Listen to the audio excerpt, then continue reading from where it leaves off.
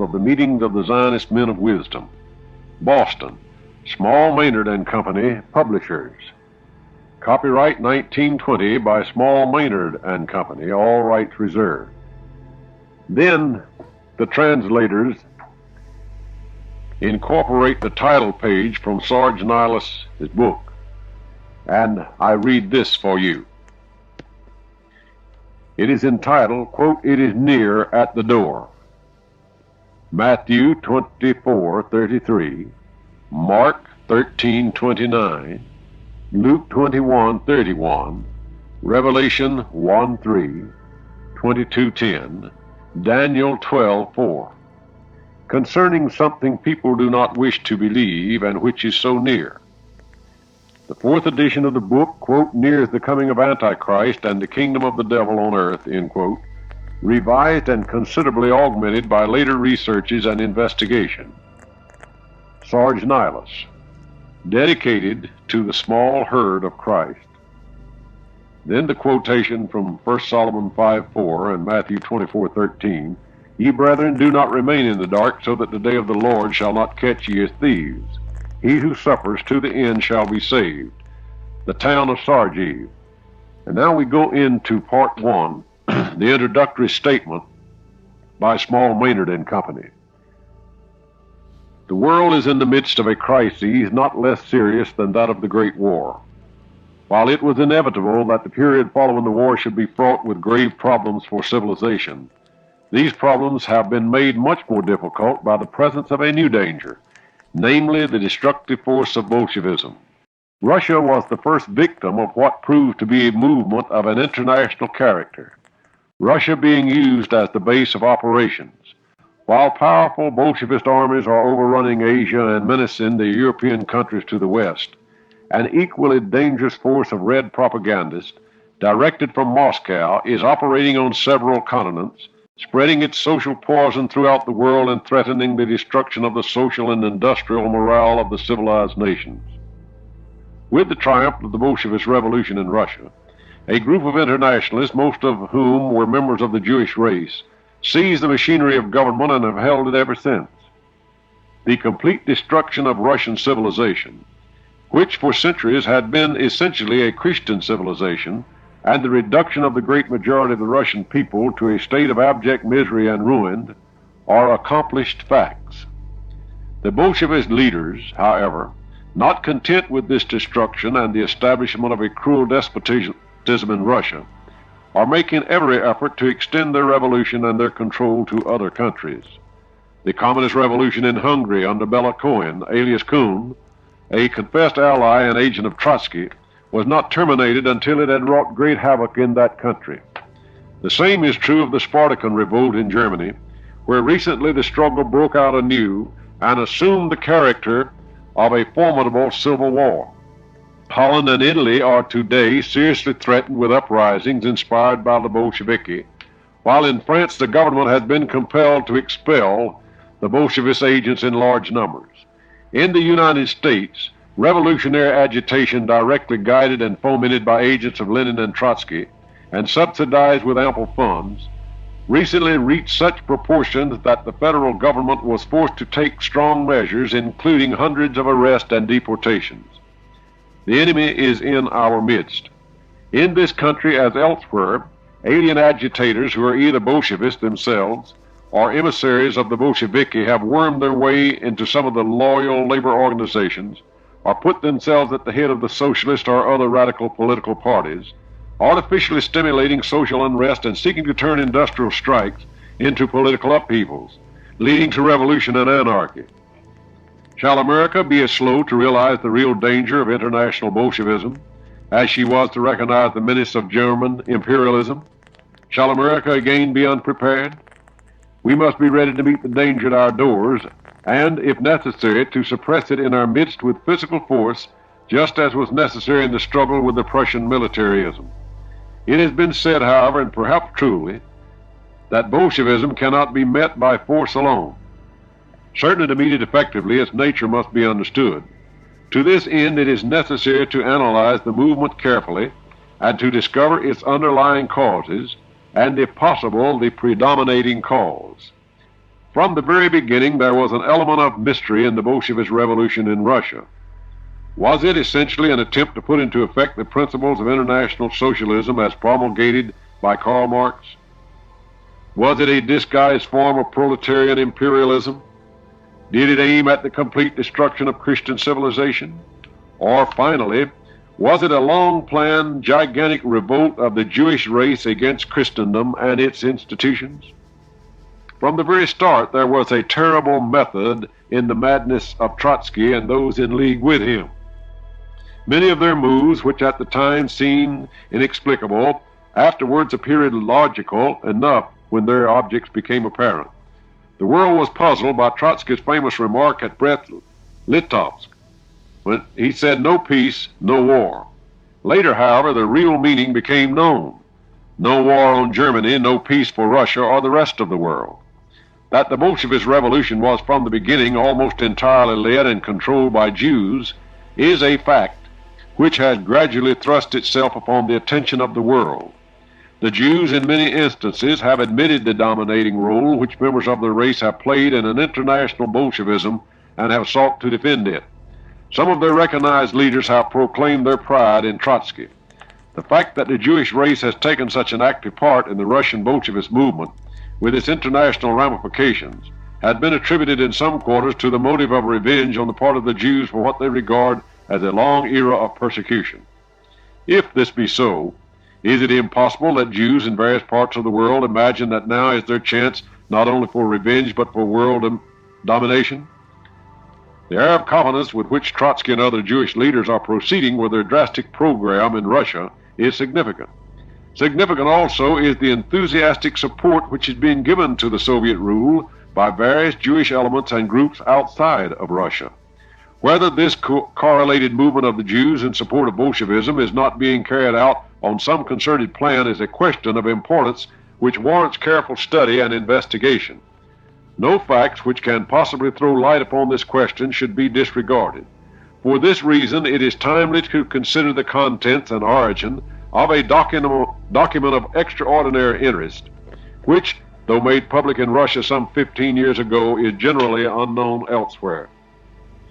The document referred to is entitled, quote, "The Protocols of the Meetings of the Zionist Men of Wisdom," end quote, and was published for the first time in 1905 at Sarkozy Selo in a Russian book entitled, quote, "The Great in the Little," end quote, written by Sarge Nilus, a well-known Russian author.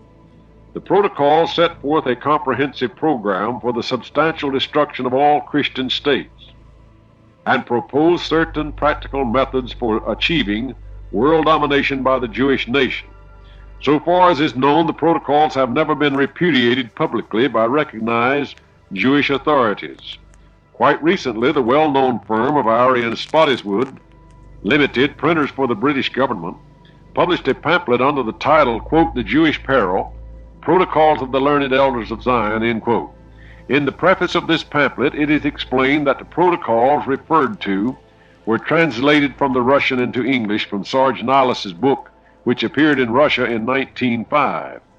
While the editors do not give the title of Nilus's book, they say, quote, "A copy of the original may be seen at the British Museum Library under number 3926-D-17, stamped British Museum, 10th of August, 1906.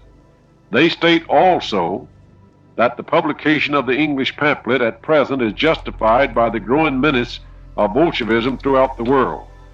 The pamphlet concludes with the warning, 'Gentiles beware,' end quote."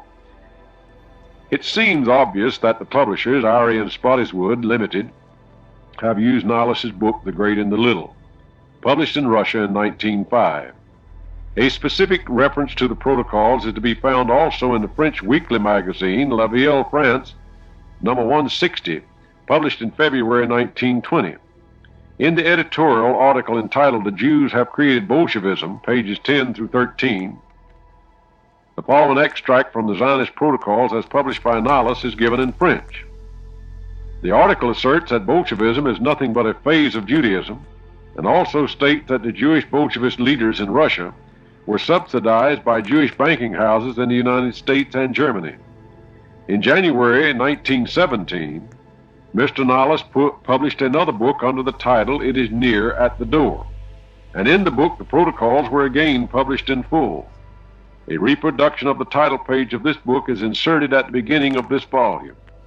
While the protocols are generally unknown here, it is worthy of note that on October the 27th, 28th, 1919, the Philadelphia Public Ledger printed long excerpt from them in an article calling the attention of the American people to the document and to the terrible program which it presents. The article in the Ledger was somewhat misleading, however, since it was published under the captions, quote, Red Bible, end quote, and quote, Bolshevist propaganda, end quote. All words in the text itself indicating that the protocols were of Jewish origin were omitted. The Hebrew word goyes, signifying Gentiles, used in the protocols, nowhere appears in the Ledger article. Furthermore, wherever in the protocols the expressions our people or we, meaning the Jewish people or the Jews, are used, the author of the article makes it clear that the people thus referred to are the Bolshevists, and speaks of the protocols as a Russian document, which clearly it is not. Mr. Nihilus shows that the protocols came into his hands in 1901. In 1901, the Bolshevist Party did not exist, for it was founded only in 1903 and was not really organized for work until several years later. Nowhere in the protocols does the word Bolshevist appear, while the word Jews is used many times, although the writer more frequently uses the word we when speaking of the Jews.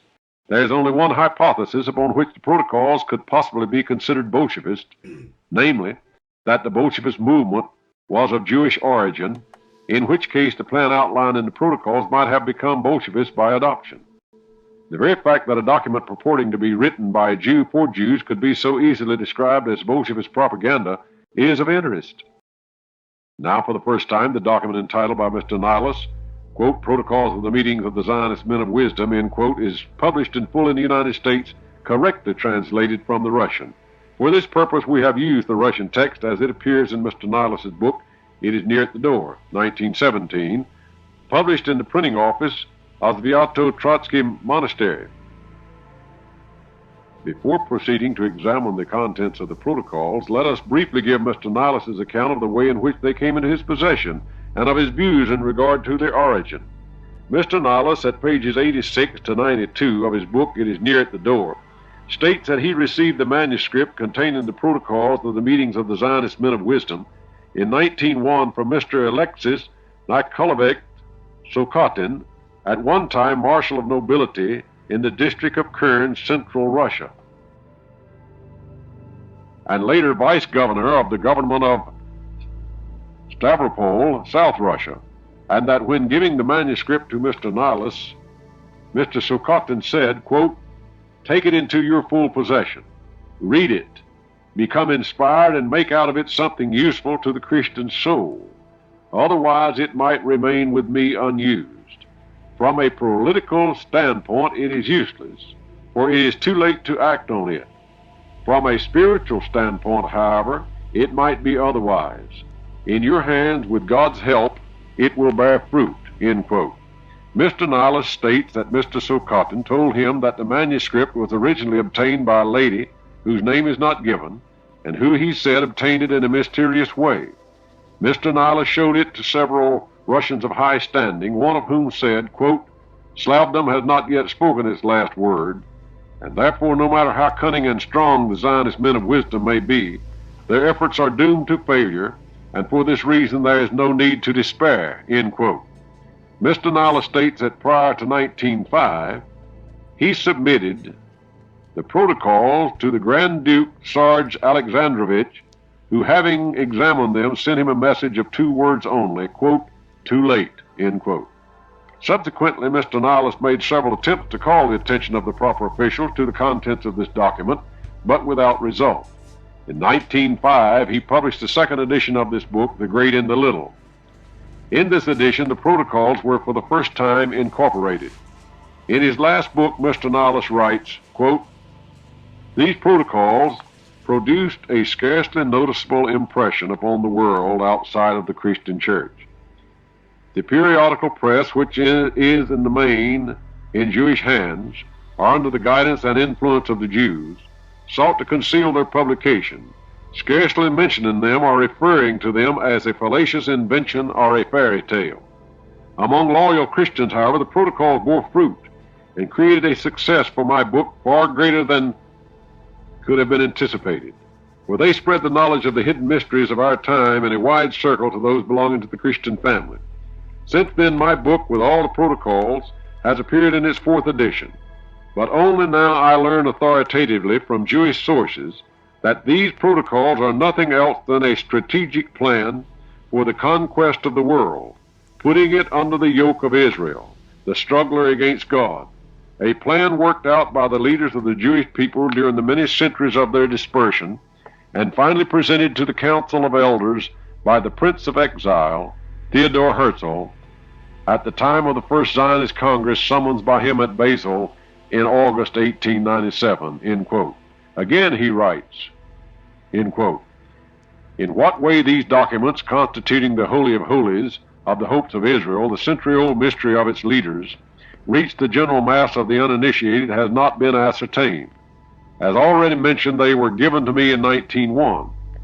In that year, in circular number 18, as well as in others dispatched to the Zionists on behalf of the Zionist Actions Committee, Theodor Herzl stated that certain confidential information, notwithstanding the admonition, had not been kept secret and had been given undesirable publicity. Finally, Mr. Nihilus declares, end quote, the protocols are signed by the Zionist representatives of the 33rd highest degree of initiation. These protocols were secretly removed from the complete file of protocols, which, as we now know, pertain to the First Zionist Congress held in Basel in August 1897. All this was taken from the secret vaults at the main Zionist office, which at present is located in French territory, end quote. In 1918, the protocols were again published in Russian by a book publishing firm, the Sentinel, at Novocherkassk, South Russia.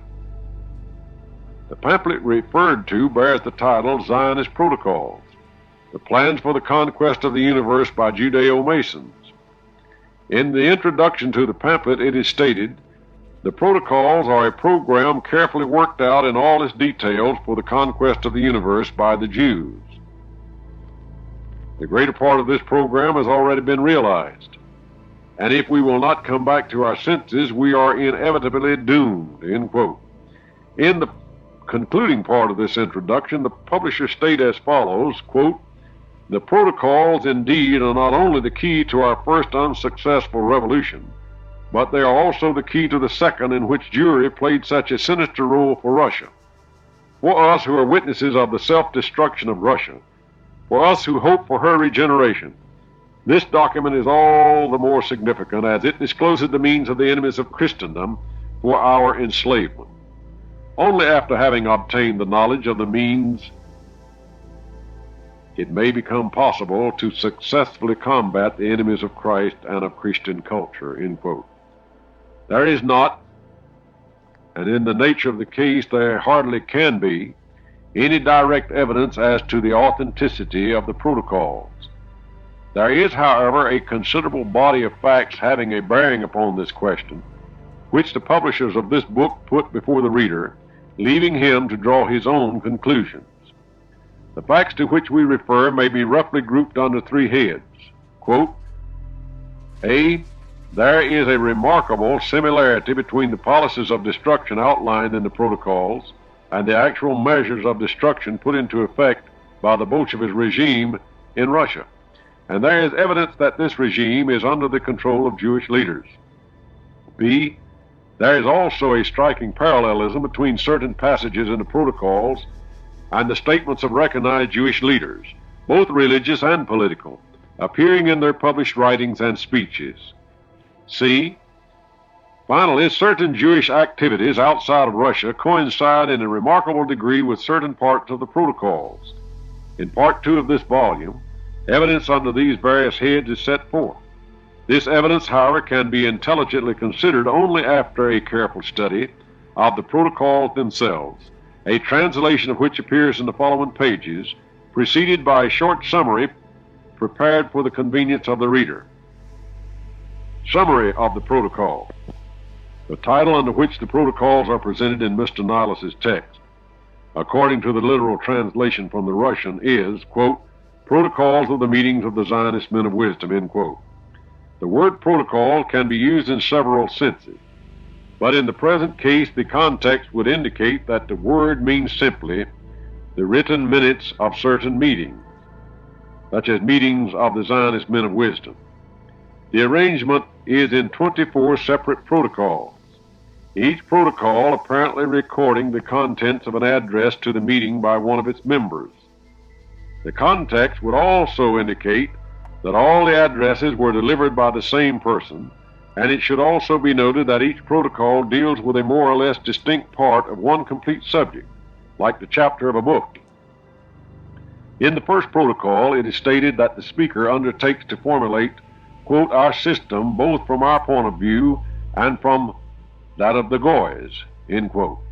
The word Goys or Goyim is an old Hebrew word signifying Gentiles or persons who are not Jews.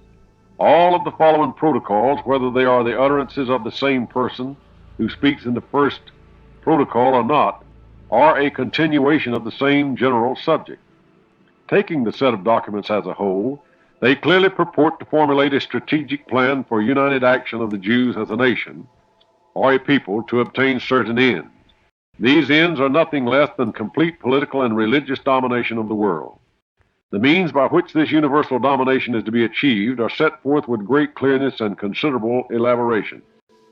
The document as a whole is of the most extraordinary character, and while to some readers it may seem fanatical or visionary, others will be more impressed with its profound cleverness, with the cold logic of the reasoning, and with the general orderliness of statement and argument, indicating that the work, whatever underlying motive may be, is the result of careful thought and mature deliberation.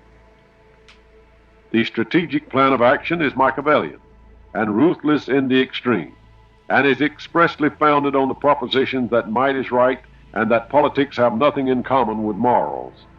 It is also explicitly stated that the end in view is to subjugate all government to our super-government, and the Jewish super-government is to be an autocracy with a Jewish sovereign at its head. Briefly summarized, the means by which the world domination is to be achieved are as follows. Number one, the national power of non-Jewish states is to be broken down by the fomenting of internal revolutions, through appeals to class hatred and by pretended efforts to obtain greater freedom and privileges for certain classes of the people, using the words liberty, equality, and fraternity merely as catchwords to gain recruits for the Jewish cause. Autocratic governments, which alone are strong, must be weakened in the first instance by the introduction of liberalism, which will pave the way to anarchy. Number two, all wars must be shifted to an economic basis, allowing no territorial advantages to result from war, and thus tending to make the Jewish control of wealth the determining factor in war.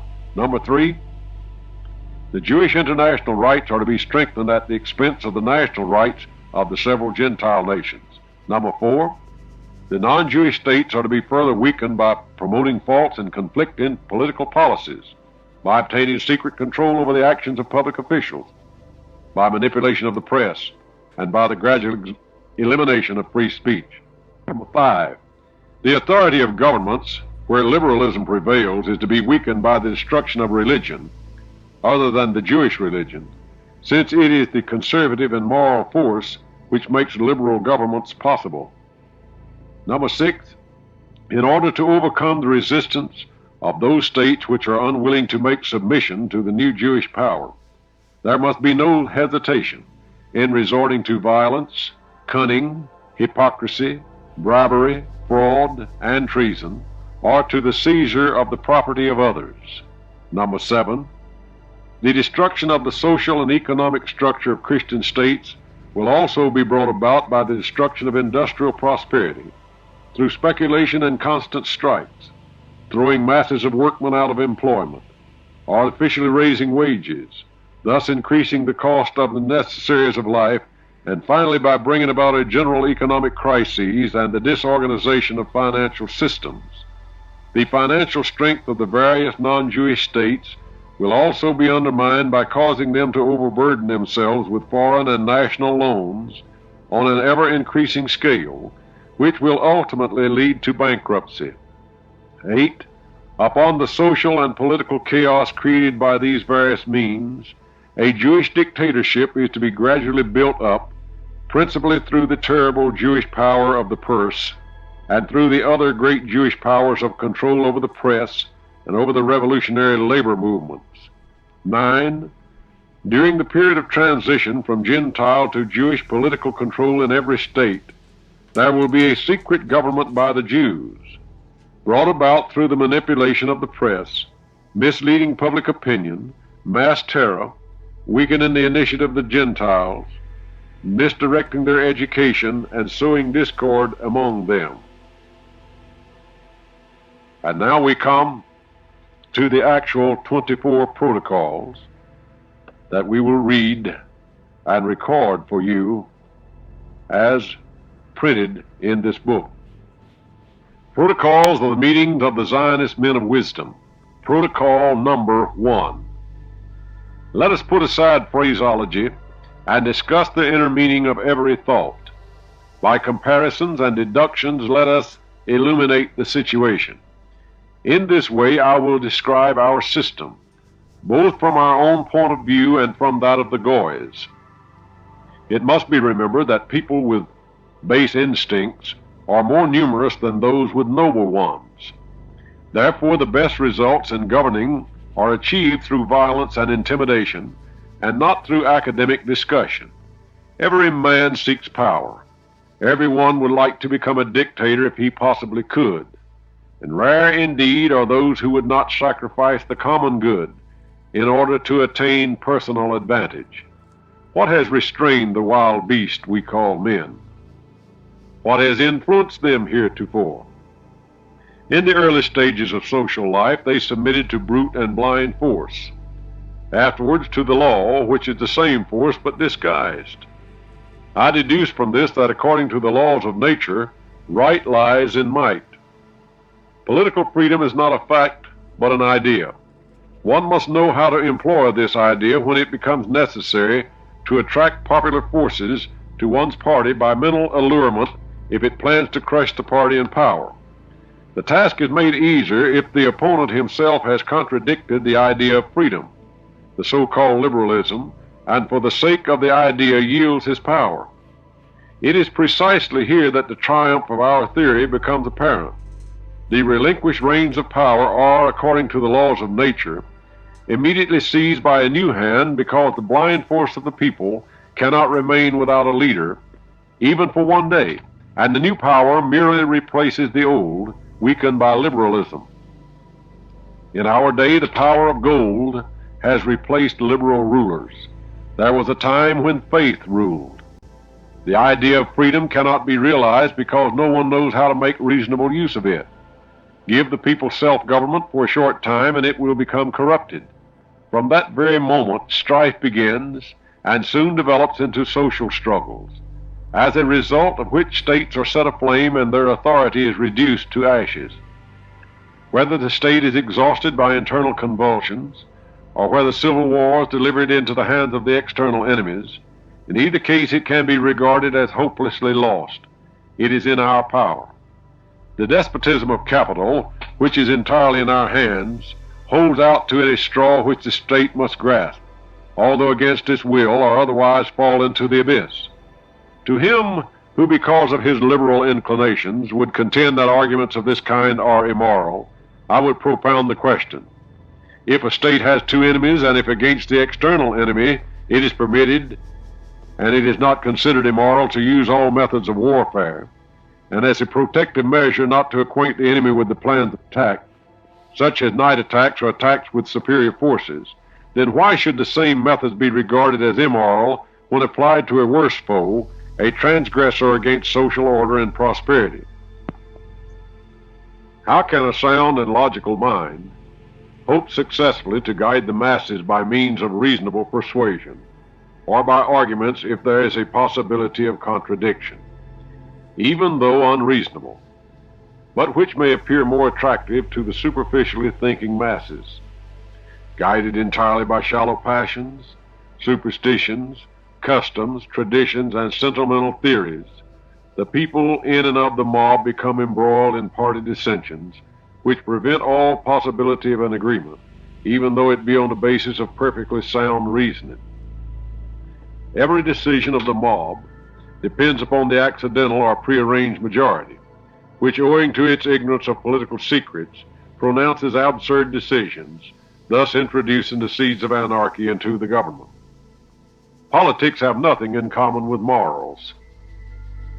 The ruler guided by morality is not a skilled politician, and consequently he is not firm on his throne.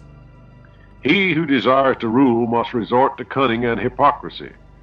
The great popular qualities, honesty and frankness, become vices in politics as they dethrone more surely and more certainly than the most powerful enemy. These qualities must be the attributes of Goy countries, but we by no means should be guided by them. Our right lies in might. The word right is an abstract idea unsusceptible to proof. This word means nothing more than, give me what I desire, so that I may have evidence that I am stronger than you.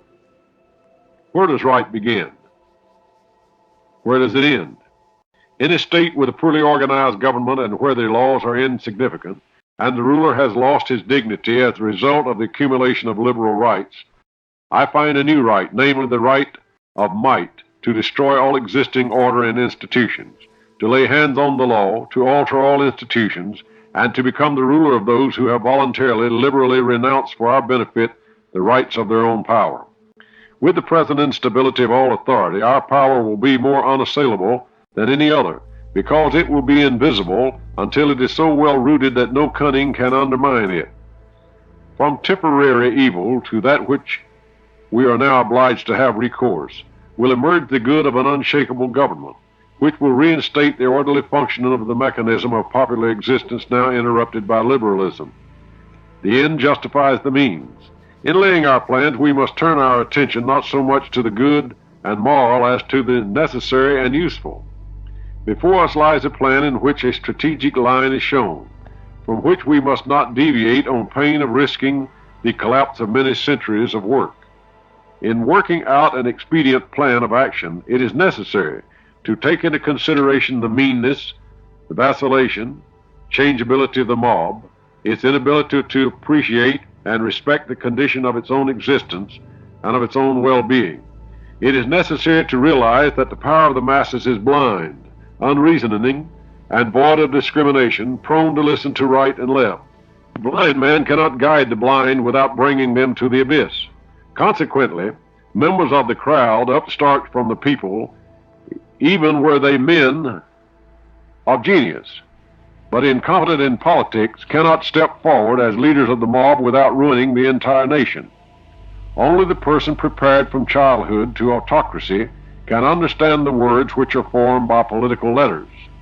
The people left to themselves, that is, to upstarts from among them, are ruined by party dissensions created by greed for power and honors, and by the disorders resulting therefrom.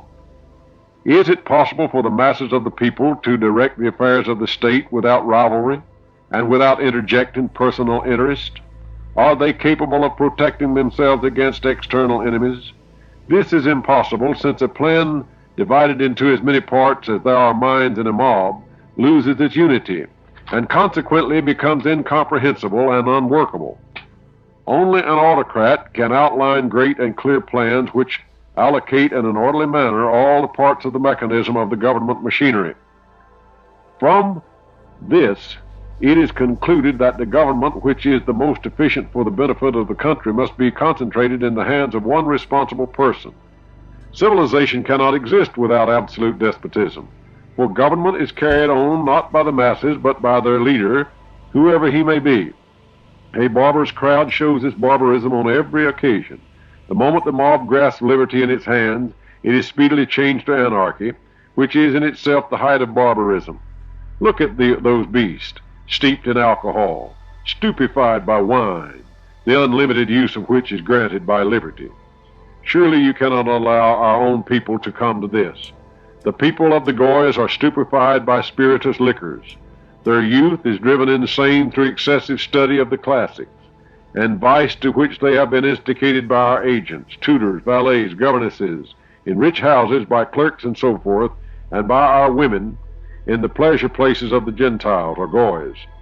Among the latter I include the so-called society women, their volunteer followers in vice and luxury. Our motto is power and hypocrisy. Only power can conquer in politics, especially if it is concealed in talents which are necessary to statesmen. Violence must be the principle, hypocrisy and cunning the rule of those governments which do not wish to lay down their crowns at the feet of the agents of some new power. This evil is the sole means of attaining the goal of good. For this reason we must not hesitate at bribery, fraud, and treason when these can help us to reach our end. In politics it is necessary to seize the property of others without hesitation, if in so doing we attain submission and power. Our government, following the line of peaceful conquest, has the right to substitute for the horrors of war less noticeable and more efficient executions, these being necessary to keep up terror, which induces blind submission. A just but inexorable strictness is the greatest factor of governmental power. We must follow a program of violence and hypocrisy, not only for the sake of profit, but also as a duty and for the sake of victory. A doctrine based on calculation is as potent as the means employed by it. That is why not only by these very means, but by the severity of our doctrines, we shall triumph and shall enslave all governments under our super-government. Even in olden times we shouted among the people the words liberty, equality, and fraternity. These words have been repeated so many times since by unconscious parrots, which flocking from all sides to the bait, have ruined the prosperity of the world and true individual freedom, formerly so well protected from the pressure of the mob. The would-be clever and intelligent Goys did not discern the symbolism of the uttered words, did not notice the contradiction in the meaning and the connection between them, did not notice that there is no equality in nature, that there can be no liberty, since nature herself has established inequality of mind, character, and ability, as well as subjection to her laws. They did not reason that the power of the mob is blind, that the upstarts selected for government are just as blind in politics as is the mob itself, whereas the initiated man, even though a fool, is capable of ruling, while the uninitiated, although a genius, will understand nothing of politics. All this has been overlooked by the Gentiles. Meanwhile, dynastic governments have been based upon this, that the father passed on to his son the knowledge of the course of political evolution, so that nobody except the members of the dynasty could possess this knowledge, and no one could disclose the secrets of the governed people. In the course of time, the meaning of the dynastic transmission of the true understanding of politics has been lost, thus contributing to the success of our cause. In all parts of the world, the words liberty, equality, and fraternity have brought whole legions into our ranks through our blind agents. Protocol number 2. It is necessary for us that wars, whenever possible, should bring no territorial advantages. This will shift war to an economic basis and force nations to realize the strength of our predominance. Such a situation will put both sides at the mercy of our million-eyed international agency, which will be unhampered by any frontiers. Then our international rights will do away with national rights in a limited sense, and will rule the peoples in the same way as the civil power of each state regulates the relation of its subjects among themselves. The administrators chosen by us from among the people in accordance with their capacity for servility will not be experienced in the art of government, and consequently they will easily become pawns in our game, in the hands of our scientists and wise counselors, specialists trained from early childhood for governing the world. As you are aware, these specialists have obtained the knowledge necessary for the government from our political plans, from the study of history, and from the observation of every passing event. The Goyas are not guided by the practice of impartial historical observation, but by theoretical routine without any critical regard for its results. Therefore we need give them no consideration. Until the time comes, let them amuse themselves, or live in the hope of new amusements or in the memories of those past. Let that play the most important part for them which we have induced them to regard as the laws of science or theory. For this purpose, by means of our press, we increase their blind faith in these laws. Intelligent goys will boast of their knowledge, and verifying it logically, they will put into practice all scientific information compiled by our agents for the purpose of educating their minds in the direction which we require.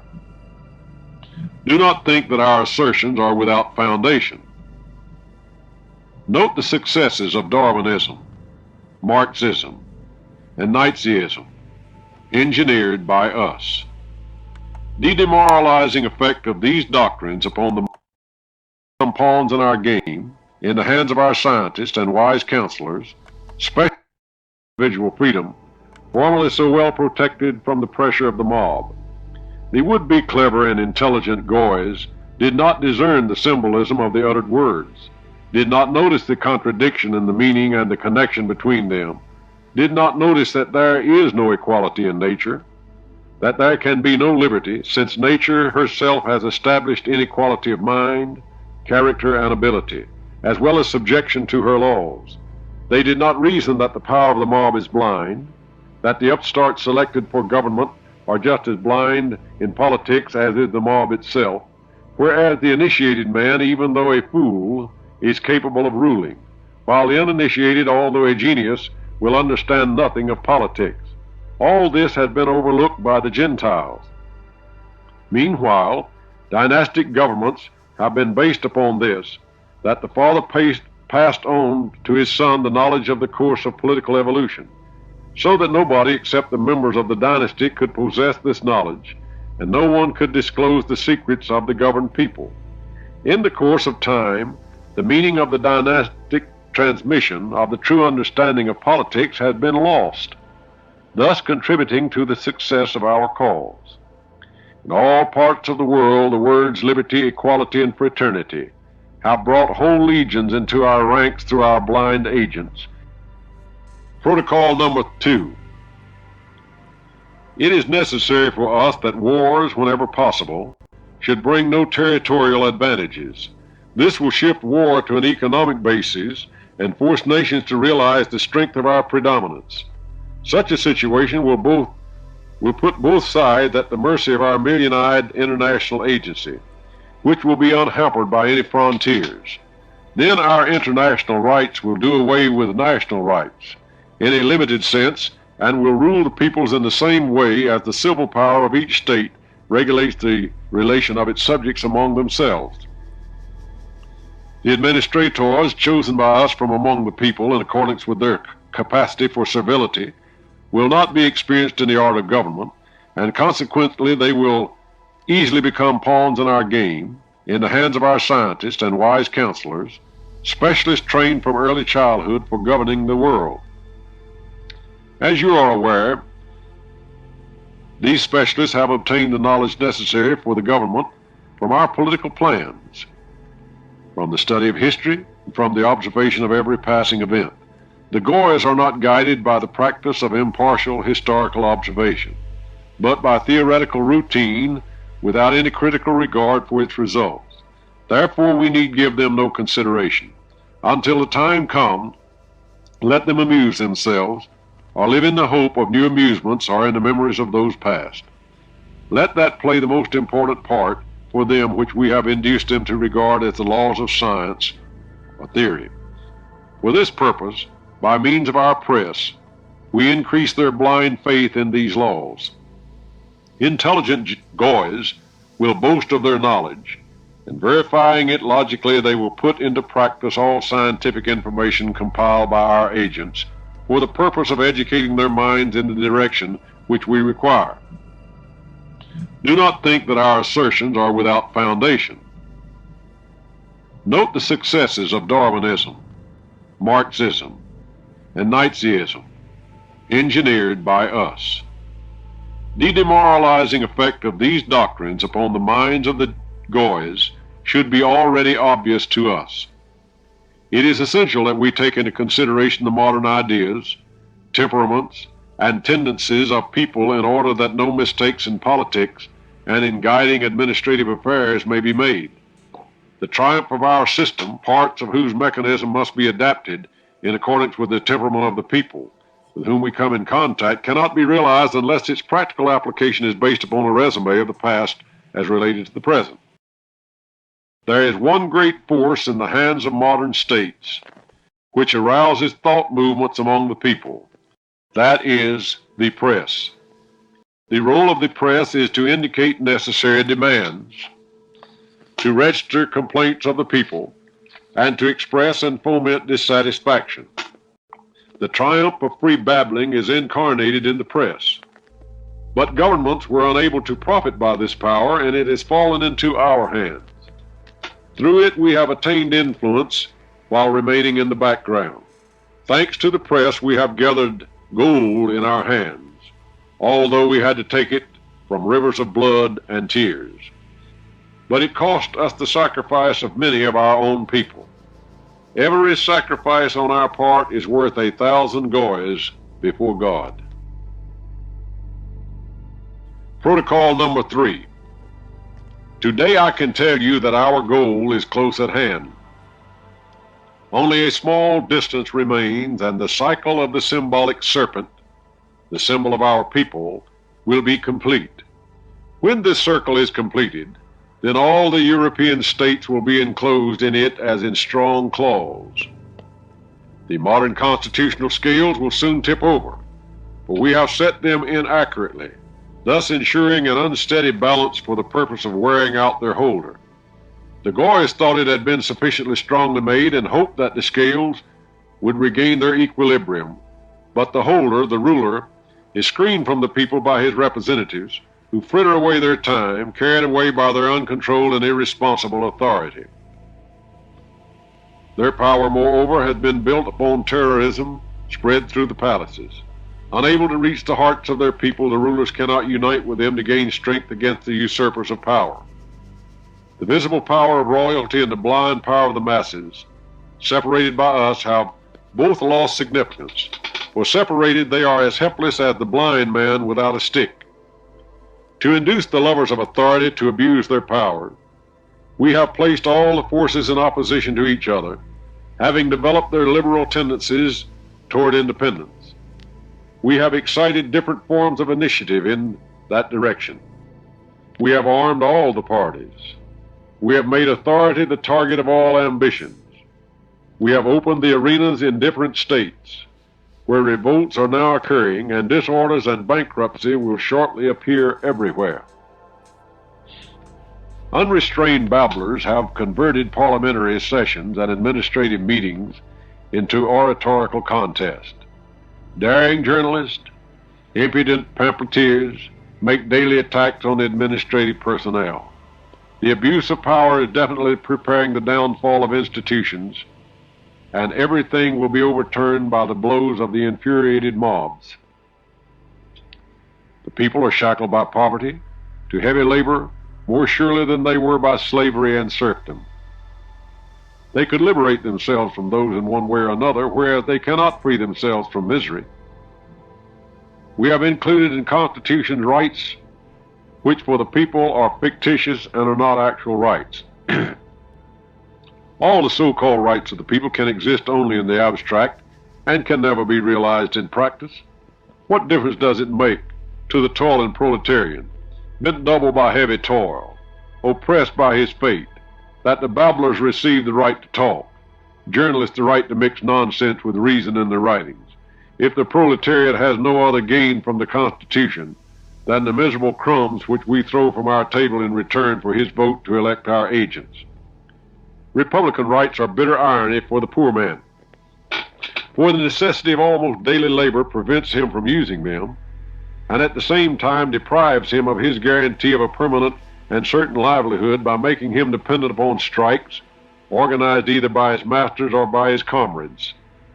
Under our guidance, the people have exterminated aristocracy, which was their natural protector and guardian, for its own interests are inseparably connected with the well-being of the people. Now, however, with the destruction of this aristocracy, the masses have fallen under the power of the profiteers and cunning upstarts who have settled on the workers as a merciless burden. We will present ourselves in the guise of saviors of the workers from this oppression when we suggest that they either enter into our army of socialists, anarchists, communists, to whom we always extend our help, under the guise of the rule of brotherhood demanded by the human solidarity of our social masonry. The aristocracy, which benefited by the labor of the people by right, was interested that the workers should be well fed, healthy, and strong. We, on the contrary, are concerned in the opposite, in the degeneration of the goys. Our power lies in the chronic malnutrition and in the weakness of the worker, because through this he falls under our power and is unable to find either strength or energy to combat it. Hunger gives to capital greater power over the worker than the legal authority of the sovereign ever gave to the aristocracy. Through misery and the resulting jealous hatred, we manipulate the mob and crush those who stand in our way. When the time comes for our universal ruler to be crowned, the same hands will sweep away everything which may be an obstacle in our way. The goys are no longer accustomed to think without our scientific advice. Consequently, they do not see the imperative need of upholding that which we will sustain by all means when our kingdom is established, namely the teaching in the schools of the only true science, the first of all sciences, the science of the construction of human life, of social existence, which requires the division of labor and consequently the separation of people into classes and castes. It is necessary that all should know that equality cannot exist, owing to the different nature of various kinds of work, that there cannot be the same responsibility before the law in the case of an individual who by his actions compromises an entire caste and another who does not affect anything but his own honor. The correct science of the social structure, to the secrets of which we do not admit the goys, would demonstrate to all that occupation and labor must be differentiated so as not to cause human suffering by the discrepancy between education and work. The study of this science will lead the masses to a voluntary submission to the authorities and to the governmental system organized by them. Whereas under the present state of science and due to the direction of our guidance therein, the people in their ignorance blindly believe in the printed word, and owing to the misconceptions which have been fostered by us, feel a hatred towards all classes whom they consider superior to themselves, since they do not understand the importance of each caste. This hatred will be still more accentuated by the economic crises, which will stop financial transactions and all industrial life. Having organized a general economic crisis by all possible underhand means, and with the help of gold which is all in our hands, we will throw great crowds of workmen into the street, simultaneously in all the countries of Europe. These crowds will gladly shed the blood of those of whom they, in the simplicity of their ignorance, have been jealous since childhood, and whose property they will then be able to loot. They will not harm our people because we will know of the time of the attack, and we will take measures to protect them. We have persuaded others that progress will lead the goys into a realm of reason. Our despotism will be of such a nature that it will be in a position to pacify all revolts by wise restrictions and to eliminate liberalism from all institutions. When the people saw that they obtained concessions and license in the name of liberty, they imagined that they were the masters and rushed into power. But like every blind person, they encountered innumerable obstacles. They rushed to seek a leader with no thought of returning to the old one and laid power at our feet. Remember the French Revolution, which we have called great. The secrets of its preparation are well known to us, for it was the work of our hands. Since then we have carried the masses from one disappointment to another, so that they will renounce even us in favor of a despot sovereign of Zionist blood, whom we are preparing for the world. At present, as an international force, we are invulnerable, because if we are attacked by one state, we are supported by other states. The unlimited baseness of the Goy people who grovel before force, who are pitiless towards weakness, who are merciless to misdemeanors and lenient to crimes, who are unwilling to tolerate the contradictions of a free social structure, patient unto martyrdom and bearing with the violence of daring despotism.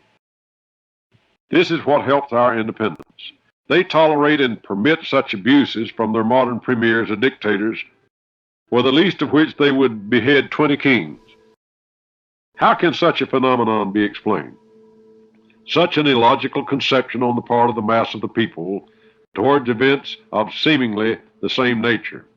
This phenomenon can be explained by the fact that these dictators, through their agents, whisper to their people that by these abuses they injure the states for a supreme purpose, namely for the attainment of the happiness of the people, their universal fraternity, solidarity, and equality.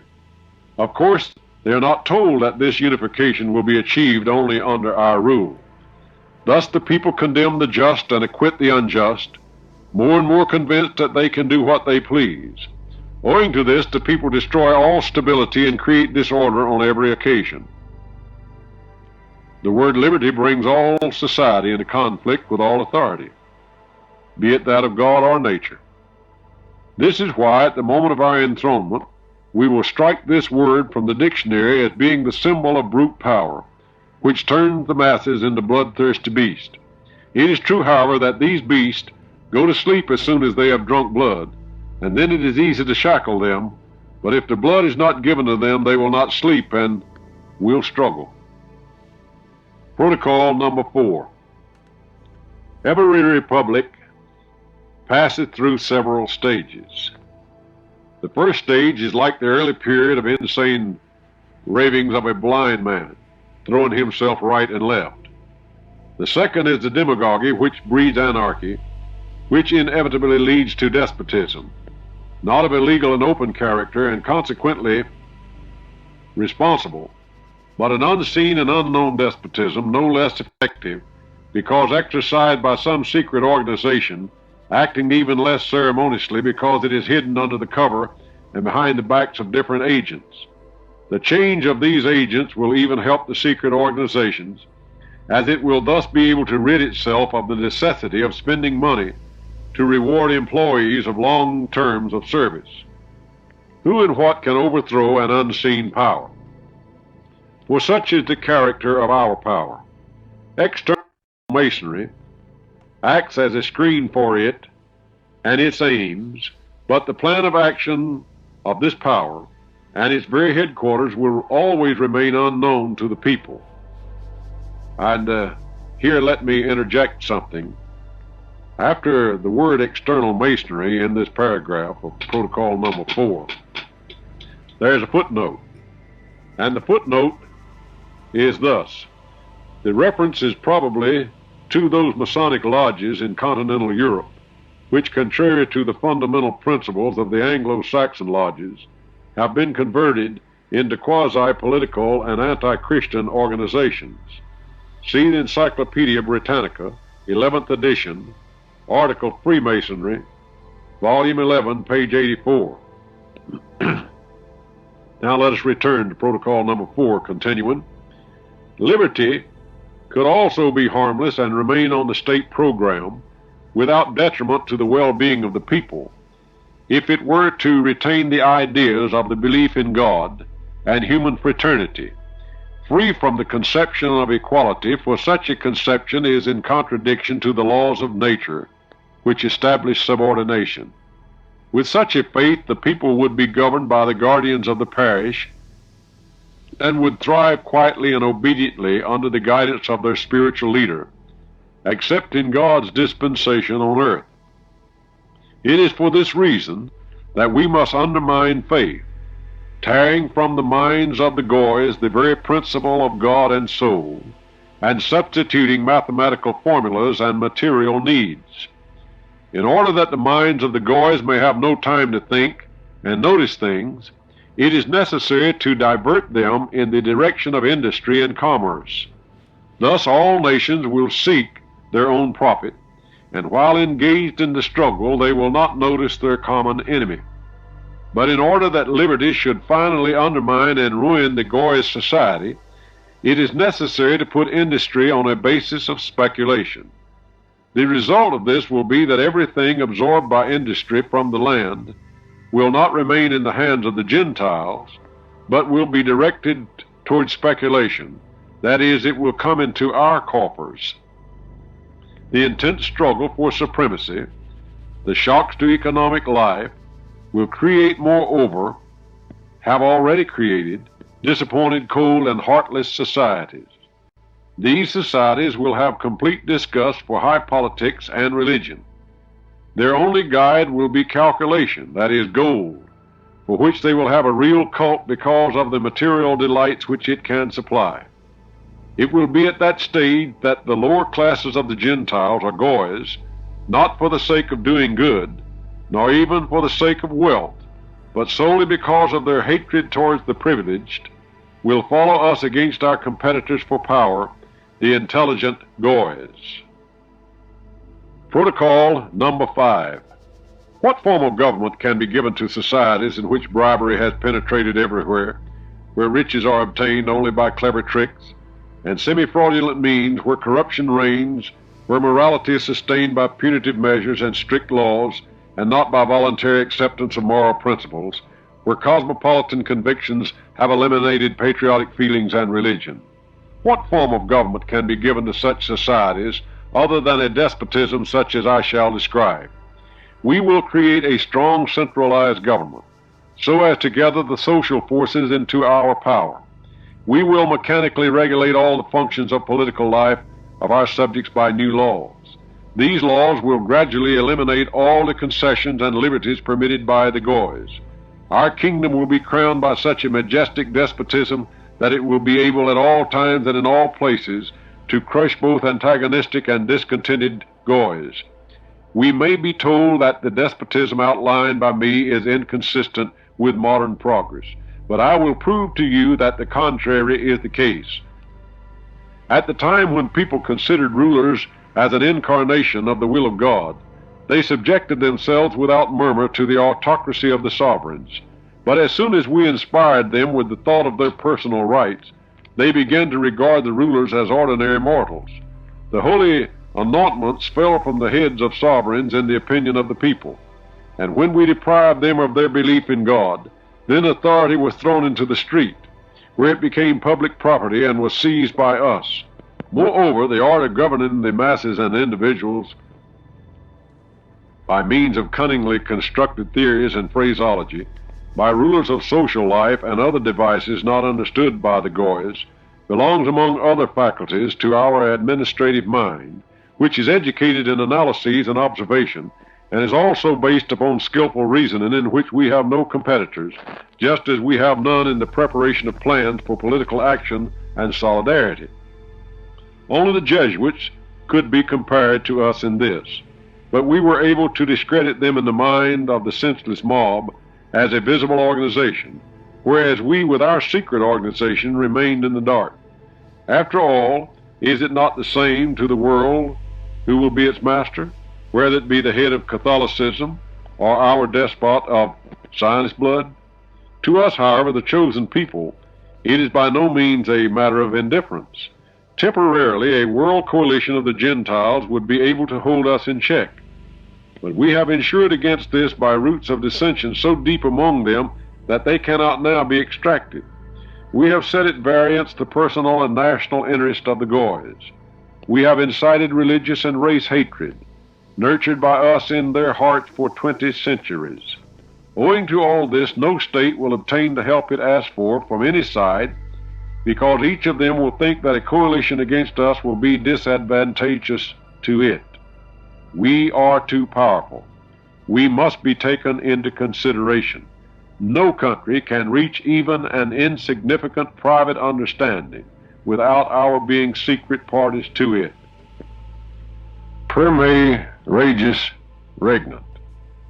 Through me the sovereigns reign. The prophets have told us that we were chosen by God himself to reign over the world. God endowed us with genius to enable us to cope with the problem. Were there a genius in the opposing camp, he would struggle against us. But a newcomer is not equal to an old inhabitant. The struggle between us would be of such a merciless nature as the world has never seen before. Moreover, their genius would be too late. All the wheels of government mechanism move by the action of the motor which is in our hands, and that motor is gold. The science of political economy invented by our wise men has long ago demonstrated the royal prestige of capital. To attain freedom of action, capital must obtain freedom to monopolize industry and trade. This is already being done by an unseen hand in all parts of the world. Such liberty will give political power to traders and will aid in subjugating the people. At present, it is more important to disarm peoples than to lead them to war. It is more important to utilize flaming passions for our purposes than to extinguish them. More important to grasp and interpret the thoughts of others in our own way than to discard them. The most important problem of our government is to weaken the popular mind by criticism, to disaccustom it to thought, which creates opposition, to deflect the power of thought into mere empty eloquence. At all times, both people and individuals have mistaken words for deeds. As they are satisfied with the visible, rarely noticing whether the promise is performed in the fields of social life. Therefore, we will organize ostensible institutions which will prove eloquently their good work in the direction of progress. We will appropriate to ourselves the liberal aspect of all parties, of all shades of opinion, and we will provide our orators with the same aspect, and they will talk so much that they will exhaust the people by their speeches and cause them to turn away from orators in disgust. To control public opinion, it is necessary to perplex it by the expression of numerous contradictory opinions until the goys get lost in the labyrinth and come to understand that it is best to have no opinion on political questions. Such questions are not intended to be understood by the people, since only he who rules knows them. This is the first secret. The second secret necessary for the success of governing consists in so multiplying popular failings, habits, passions, and conventional laws that no one will be able to disentangle himself in the chaos, and consequently people will cease to understand each other. This measure will help us to sow dissension within all parties, to disintegrate all those collective forces which still do not wish to subjugate themselves to us, to discourage all individual initiative which might be in any degree hamper our work. There is nothing more dangerous than individual initiative. If it has a touch of genius, it can accomplish more than 1,000,000 people among whom we have sown dissensions. We must direct the education of the Goy societies so that their arms will drop hopelessly when they face every task where initiative is required. The intensity of action resulting from individual freedom of action dissipates its force when it encounters another person's freedom. This results in heavy blows at morale, disappointments, and failures.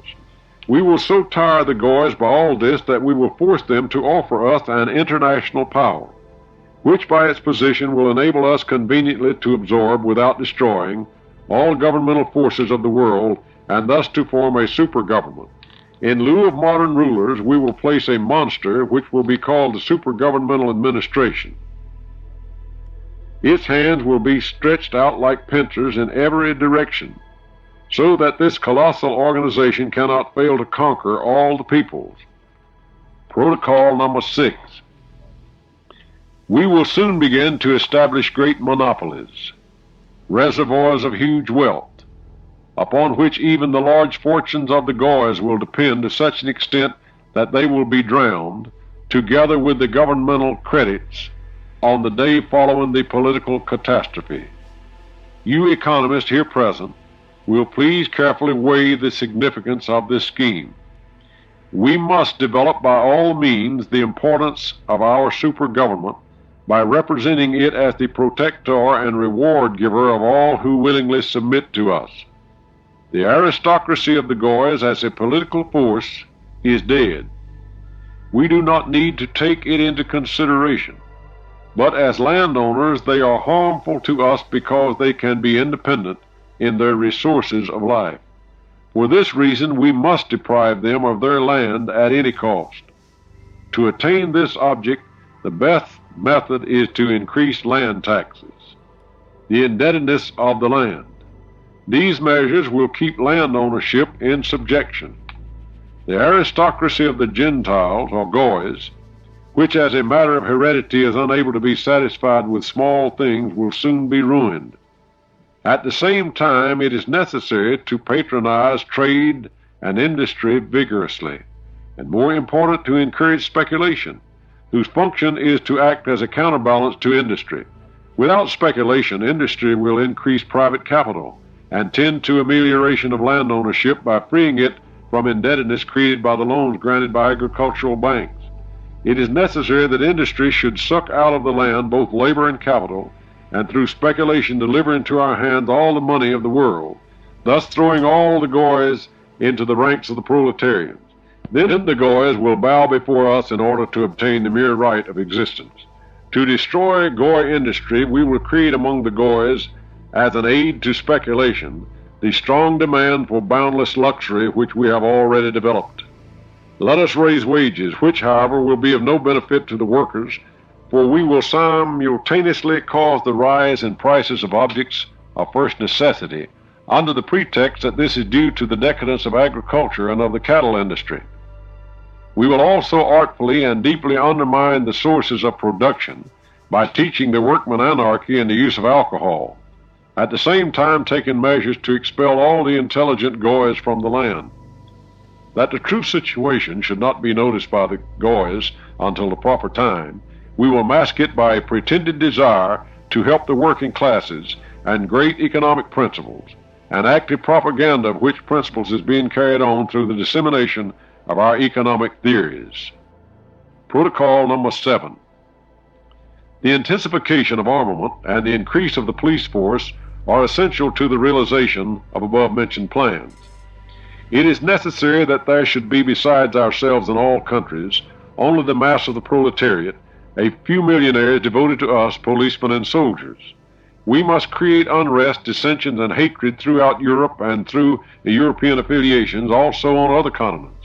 In this, there is a twofold advantage.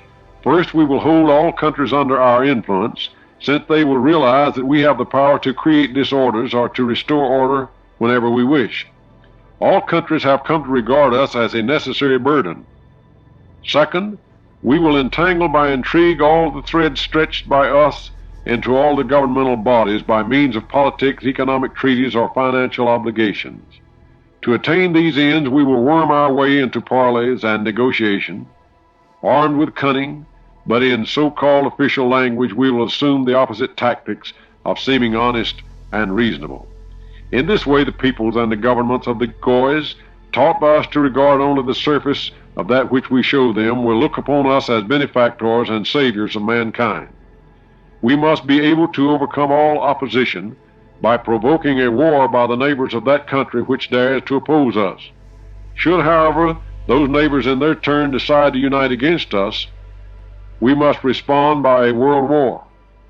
Chief success in politics lies in the secrecy of its undertakings.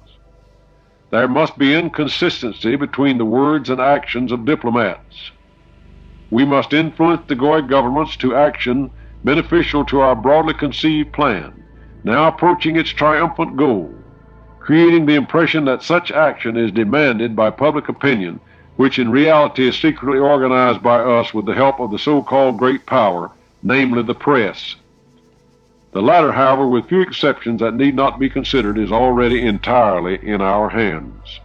In short, to sum up our system of shackling the Goy governments of Europe, we will show our power to one of them by assassination and terrorism, and should there be a possibility of all of them rising against us, we will answer them with American, Chinese, or Japanese guns. Protocol number 8. We must provide ourselves with the same arms our enemies can employ against us. We must seek the most subtle expressions and evasions of the legal dictionary to justify those cases in which we will be forced to announce decisions which may seem unnecessarily bold and unjust, For it is important that these decisions should be expressed in terms so forcible that they will appear as the highest moral rules of a legal character.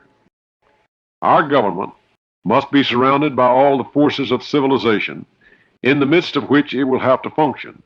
It will surround itself with publicists, experienced lawyers, administrators, diplomats, and finally people educated along special lines in our special advanced schools. These people will know all the secrets of social existence. They will know all languages composed of political letters and words. They will be familiar with the reverse side of human nature, with all of its sensitive chords, upon which they must know how to play. These chords are the structure of the intellects of the Goys, their tendencies, their failings, their vices, and their virtues, the peculiarities of classes and caste. It is evident that the highly talented members of our government, to which I refer, will be recruited not from the ranks of the Goys, accustomed to promoting their administrative duties without questioning their aim and without thinking why they are necessary. The Goy administrators sign papers without reading them and work for profit or for pride. We will surround our government by a whole world of economists. It is for this reason that economics is the chief science taught by the Jews. We will be surrounded by a crowd of bankers, traders, capitalists, and most important of all, by millionaires, because in essence everything will be decided by a question of figures. Meanwhile, as it is not yet safe to give the responsible government post to our brother Jews, we will give them to people whose record and whose character are such that there is an abyss between them and the people. Also to people for whom, in case of disobedience to our orders, there will remain nothing but condemnation or exile, thus forcing them to protect our interest to their last breath. Protocol number 9. In applying our principles, turn your attention to the character of the people in whose countries you will be resident and among whom you will act. For a general similar application of them before the re-education of a people according to our plan cannot be successful. But by advancing carefully in their application, you will see that before 10 years have passed, the most obstinate character will have changed, and we can then count another people among those who already have submitted to us. When we are enthroned, we will substitute for the liberal words of our Masonic catchword, liberty, equality, and fraternity, another group of words expressing simply ideas, namely, the right of liberty, the duty of equality, the ideal of fraternity. Thus we will speak, and we shall have the goat by the horns. De facto, we have already destroyed all governments except our own, although de jure there are still many left. At present, if any of the governments raises a protest against us, it is done only as a matter of form, and at our desire, and by our order, because their anti-Semitism is necessary to enable us to control our smaller brothers. I will not further explain this, as it has already been the object of numerous discussions. In reality, there are no obstacles before us. Our super government exists under such extra legal conditions that it is common to designate it by an energetic and strong word, a dictatorship. I can honestly state that at the present time, we are lawmakers. We are the judges and inflict punishment. We execute and pardon.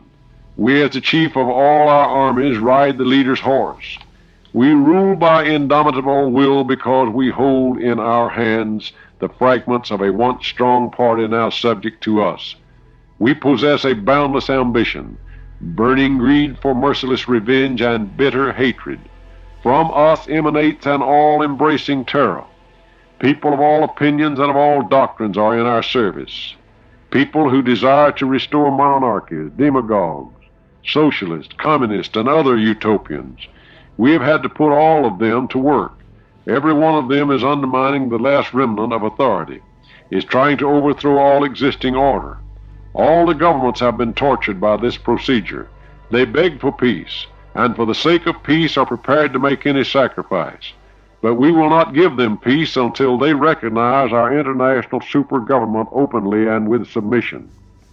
The masses have begun to demand the solution of the social problem by means of an international agreement.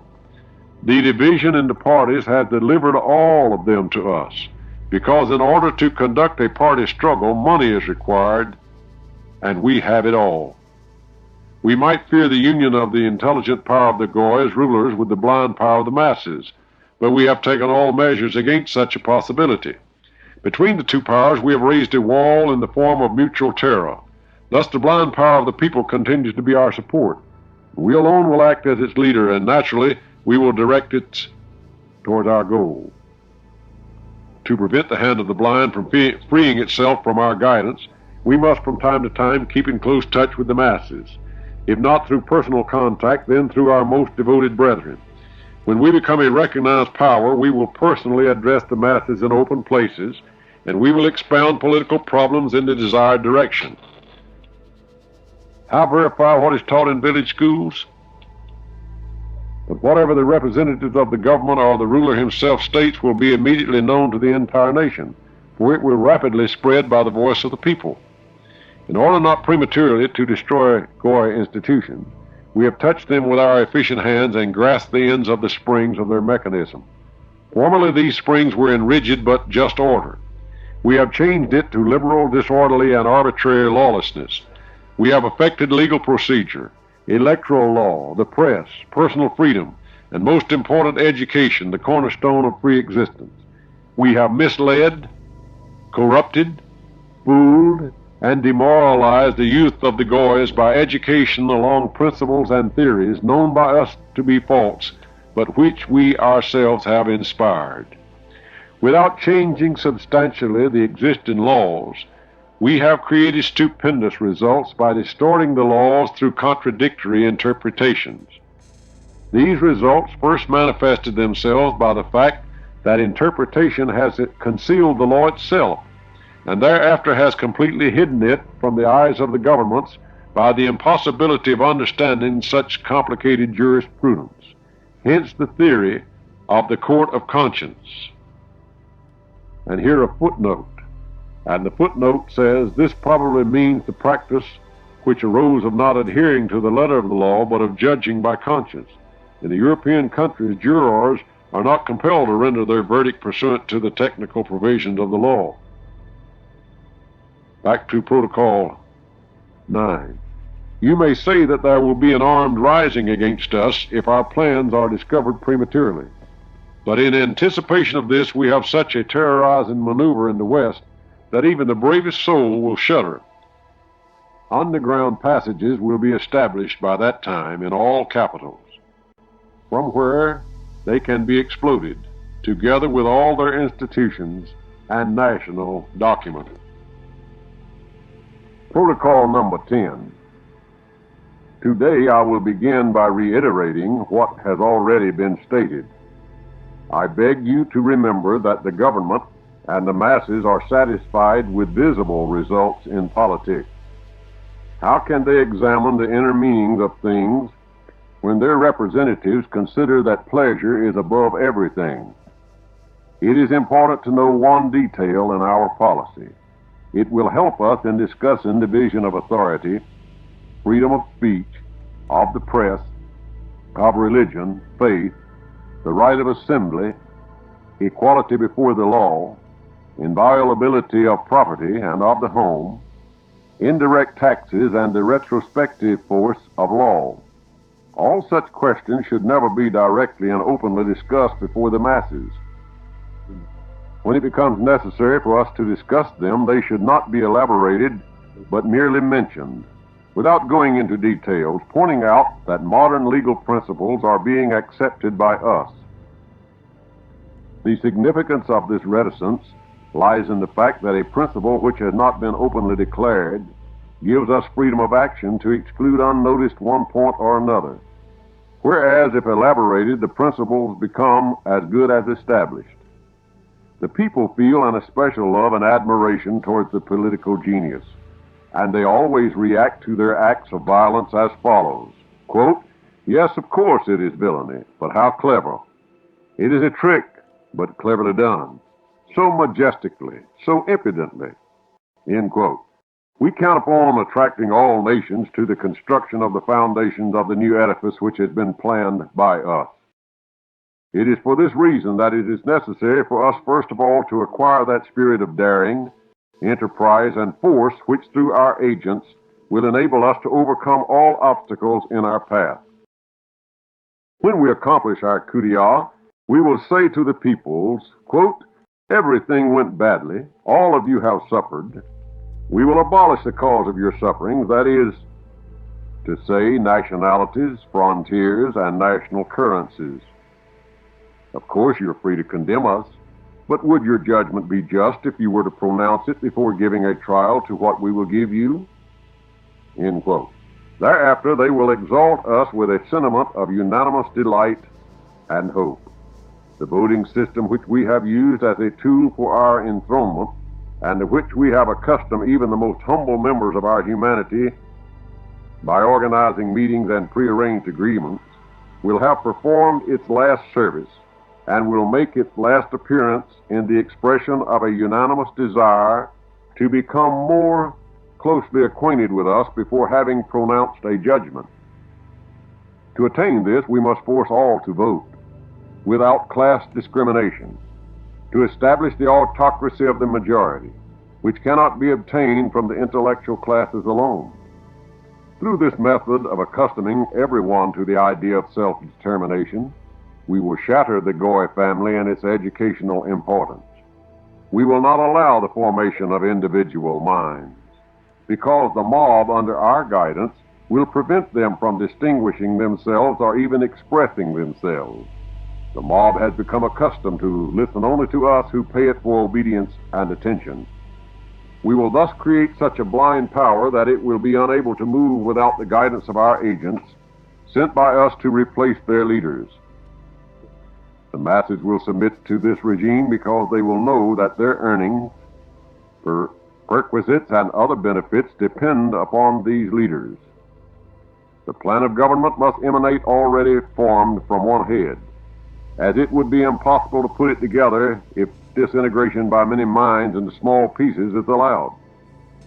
That is why we only are allowed to know the plan of action, but we must not discuss it in order not to affect its ingenuity, the correlation between its component parts, the practical force of the secret meaning of its every clause.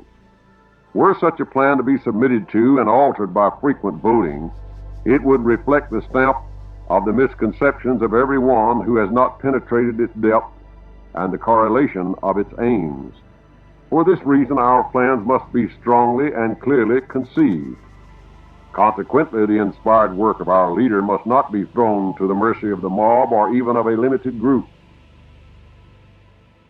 These plans will not immediately upset contemporary institutions. They will only alter their organization and consequently the entire combination of their development, which will thus be directed according to the plans laid down by us. More or less, the same institutions exist in different countries under different names, such as representative bodies, ministries, Senate, state council, legislative, and executive bodies. It is not necessary for me to explain to you the connecting mechanism of these different institutions, as it is well known to you. I only call to your attention that every one of the aforesaid institutions fulfills some important governmental function, and moreover, I beg you to notice that the word important refers not to the institution, but to the function. Consequently, it is not the institutions that are important, but their functions. Such institutions have divided among themselves all the functions of government, namely administrative, legislative, and executive powers. Therefore, their functions in the state organism have become similar to those in a human body. If one part of the governmental machine is injured, the state itself falls ill in the same way as the human body, and then it dies. When we injected the poison of liberalism into the state organism, its entire political complexion changed. The states became infected with a mortal disease, namely, the decomposition of the blood. It is only necessary to await the end of their agony. Constitutional governments were born of liberalism, which replaced the autocracy that was the salvation of the Goys. For the Constitution, as you well know, is nothing more than a school for dispute, discussion, disagreement, fruitless party agitation, dissension, party tendencies. In other words, a school for everything which weakens the efficiency of government. The platform, no less than the press, condemned the authorities to inaction and impotency, and thereby rendered them useless and superfluous, for which reason they were overthrown in many countries. The rise of the Republican era then became possible, and then we substituted for the ruler a caricature of government, a president chosen from the mob, from among our creatures, our slaves. This was the kind of mind we laid under the Goys, or more correctly, under the Goy nation. In the near future, we will make the president a responsible officer, whereupon we will no longer stand on ceremony in carrying out the things for which our dummy will be responsible. What difference does it make for us that the ranks of those aiming at authority will thin out, that confusion will result from inability to find presidents, confusion which will definitely disorganize the country? To accomplish our plan, we will engineer the election of presidents whose past record contains some hidden scandal, some Panama. Then they will be faithful executors of our orders from fear of exposure and from the natural desire of every man who has reached authority to retain the privileges, advantages, and dignity connected with the position of president. The Chamber of Deputies will elect, protect, and screen presidents, but we will deprive it of the right of initiating laws or of amending them. For this right will be granted by us to the responsible president, a puppet in our hands. Of course, then, the power of the president will become the target of numerous attacks, but we will give him the means of self-protection by giving him the right of directly applying to the people for their decision over the heads of their representatives. In other words, he will turn to the same blind slave to the majority of the mob. Moreover, we will empower the president to proclaim martial law.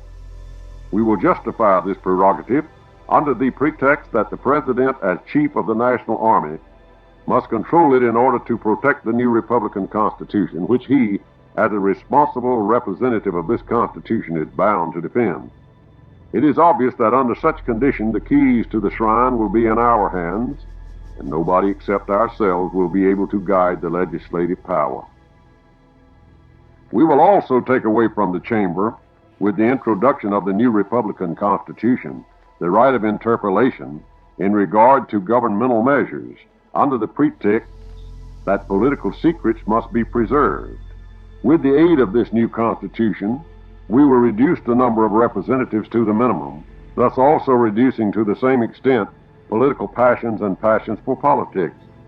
If, in spite of this, those remaining are recalcitrant, we will abolish them completely by appealing to the majority of the people. The appointment of the president and vice presidents of the Chamber and Senate will be the prerogative of the president. Instead of continuous parliamentary sessions, we will shorten them to a few months. Moreover, the president, as chief executive, will have the right to convene or dissolve parliament, and in the case of dissolution, defer the appointment of a new parliament. But to prevent the president from being held responsible before our plans are matured for the results of all these essentially illegal actions inaugurated by us, we will give the ministers and other high administrative officials surrounding the president the idea of circumventing his orders by issuing instructions of their own. Consequently, they will be made responsible instead of him. We recommend that the execution of this plan be given especially to the Senate, State Council, or Council of Ministers, and not to individuals. Under our guidance, the President will interpret in ambiguous ways such existing laws as it is possible so to interpret. Moreover, he will annul them when the need is pointed out to him by us. He will also have the right to propose temporary laws and even modifications in the constitutional work of government, alleging as the motive for doing so the exigencies of the welfare of the country. By such measures, we will be able to destroy gradually, step by step, everything that upon entering into our rights we were obliged to introduce into government constitutions as a transition to the imperceptible abolition of all constitutions, when the time comes to convert all government into our autocracy. The recognition of our autocrat may come even before the abolition of the Constitution. The moment for this recognition will come when the people, tormented by dissension and the incompetency of their rulers, incited by us, will exclaim, "Depose them, and give us one universal sovereign who will unite us and abolish the causes of dissension, national frontiers, religion, state indebtedness, and who will give us the peace and quiet which we cannot find with our rulers and representatives." But you know well that to render such a universal expression of desire possible, it is necessary continuously to disturb the relationship between the people and the government in all countries, and so to exhaust everybody by the dissension, hostility, struggle, hatred, and even martyrdom, hunger, inoculation of diseases and misery, as to make the Goys see no other solution than an appeal to our money and complete rule. Should we give the people a rest, however, the longed-for moment will probably never arrive. Protocol number 11. The Council of State will tend to accentuate the power of the ruler in the capacity of an ostensible legislative body. It will act as a committee for the drawing up of laws and statutes on behalf of the ruler. The following is the program of the new Constitution which we are preparing. We will make laws and control the courts in the following manner. 1. By suggestions to the legislative body. 2. By means of orders issued by the President as general statutes, decrees of the Senate, and decisions of the Council of State as regulations passed by the ministries. 3. And when the opportune moment arrives, in the form of a coup d'etat. Having thus roughly outlined the modest agenda, we will now take up in detail those measures by which we will complete the development of the governmental mechanism in the above direction. By these measures, I mean the freedom of the press, the right of assembly, religious freedom, electoral rights, many other things which must appear from the human repertoire, or must be fundamentally altered on the day following the declaration of the new Constitution. It is only at this moment that it will become possible for us to announce all our decrees, for at any time in the future, every perceptible change would be dangerous, and this for the following reasons. If these changes should be introduced and rigidly enforced, it might cause despair by creating the fear of further changes in a similar direction. If, however, they are made with a tendency to subsequent leniency, then it might be said that we have recognized our mistakes, which would undermine the faith of the infallibility of the new authority. It might also be said that we were frightened, and that we were forced to make concessions for which nobody would be thankful, since they would be considered as legitimately due. Any of these impressions would be detrimental to the prestige of the new Constitution. It is necessary for us that from the first moment of its proclamation, when the people are still dumbfounded by the accomplished revolution and are in a state of terror and surprise, they should realize we are so strong, so invulnerable, and so mighty that we shall in no case pay attention to them, and not only will we ignore their opinions and desires, but be ready to and capable of suppressing at any moment or place any sign of opposition with indisputable authority. We shall want the people to realize that we have taken at once everything we wanted, and that we shall under no circumstance share our power with them. Then they will close their eyes to everything out of fear and will await further development. The Goys are like a flock of sheep. We are wolves. Do you know what happens to sheep when wolves get into the fold? They will also close their eyes to everything, because we will promise to return to them all their liberties after the enemies of peace have been subjugated and all the parties pacified. Is it necessary to say how long they will have to wait for the return of their liberties? Why have we conceived and inspired this policy for the Goys without giving them an opportunity to examine its inner meaning, if not for the purpose of attaining by a circuitous method what is unattainable for our scattered race by a direct road? This constituted a base for our organization of secret masonry, which is not known to and whose aims are not even suspected by these cattle, the Goys. They have been decoyed by us into our numerous, ostensible organizations. which appear to be Masonic lodges, so as to divert the attention of their co-religionists. God has given us, His chosen people, the power to scatter, and what to all appears to be our weakness has proved to be our strength, and has now brought us to the threshold of universal rule. Little remains to be built on these foundations. Protocol number 12. The word liberty can be differently interpreted. We will define it as follows. Liberty is the right to do that which is permitted by law. Such a definition of this word will eventually serve us, because liberty will be in our power, and also because the laws will either destroy or construct only what we desire in accordance with the above-mentioned program. We will deal with the press in the following manner. What is the present role of the press? It serves to arouse furious passions or egotistic party dissensions which may be necessary for our purpose. It is empty, unjust, inaccurate, and most people do not understand what end it serves. We will shackle it and keep a tight rein on it. We will also do the same with other printed matter. For what use would it be for us to rid ourselves of attack on the part of the periodical press if we remain open to criticism through pamphlets and books? We will convert the products of publicity, now so extensive, owing to the need of censorship, into a source of income for our state. We will impose a special stamp tax. When a newspaper printing shop is started, bonds will have to be deposited, which will guarantee our government from all attacks on the part of the press. In case of an attack, we will mercilessly impose fines. Such measures as stamps, bonds, and fines, the payment of which is guaranteed by the bonds, will bring a huge income to the government.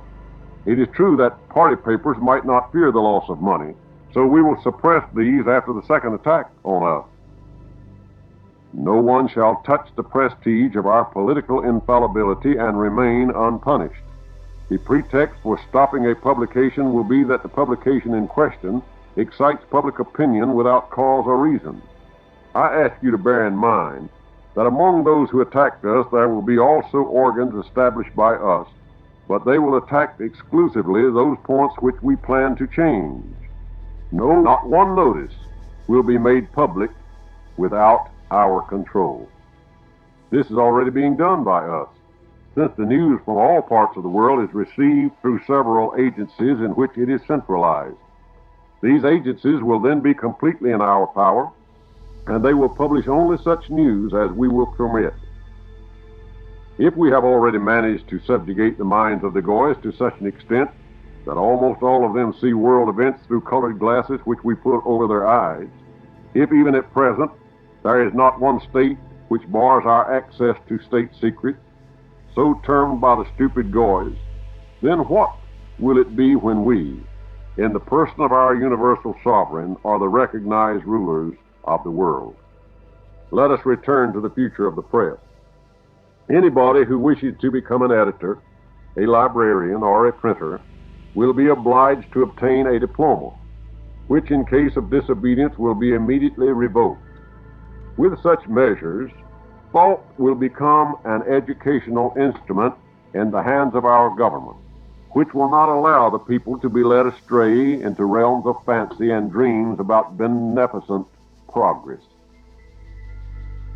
Who of us does not know that these fantastic blessings are the direct road to baseless hopes, which lead to anarchistic relations between the people and the government?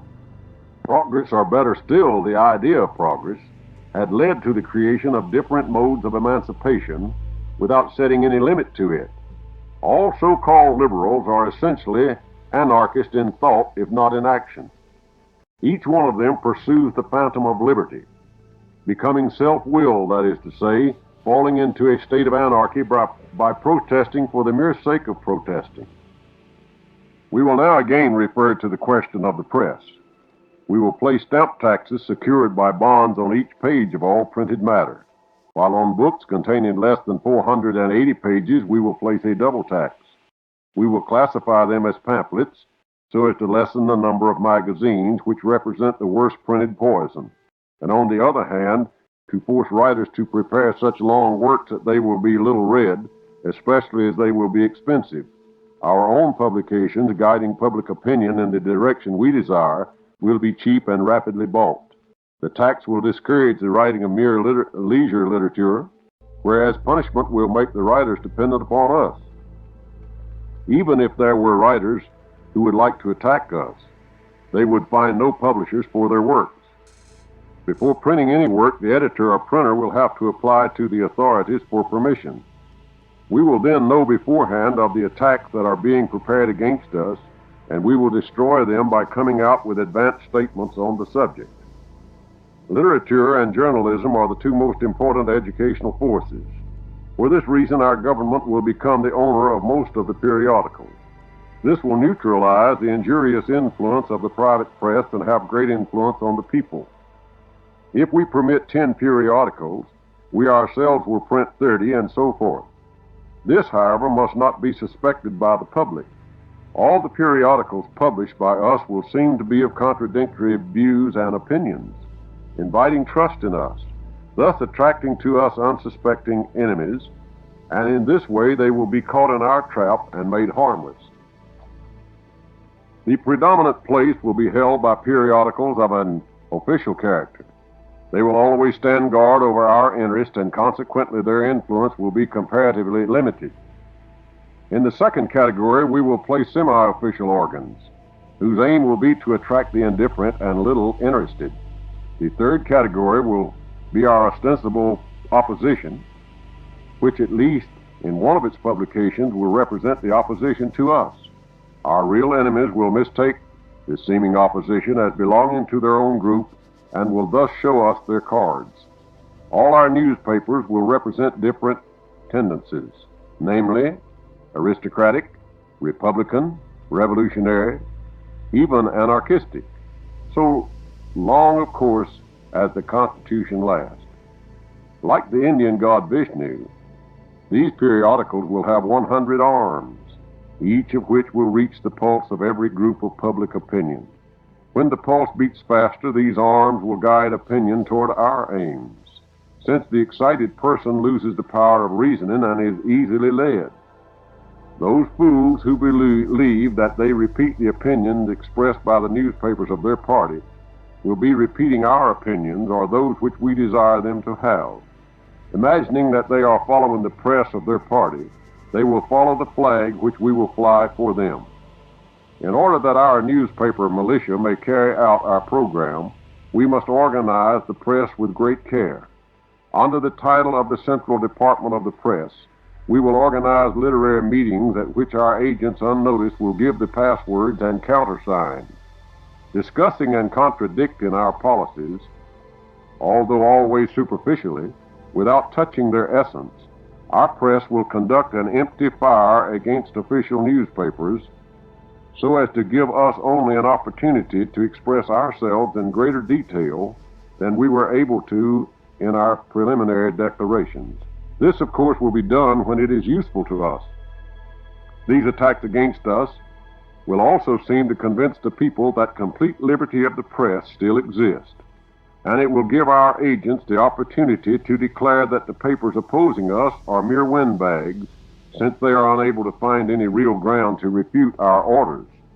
Such measures, which will escape the notice of the public attention, will be the most successful means of guiding the public mind and of inspiring confidence in our government.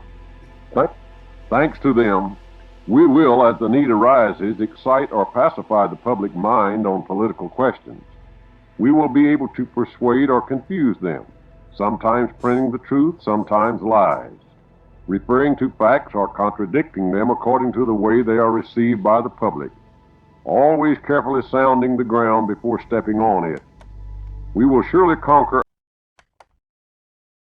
always carefully sounding the ground before stepping on it. We will surely conquer our enemies, because they will not have the press at their disposal in which to express themselves in full. Moreover, with the above-mentioned plans against the press, we will not even need to refute them seriously. The trial balloon thrown out by us in the third category of our press, we will deny energetically in case of need, in our semi-official organs. In French journalism, there already exists the Masonic solidarity of a password. All organs of the press are bound by professional secrecy.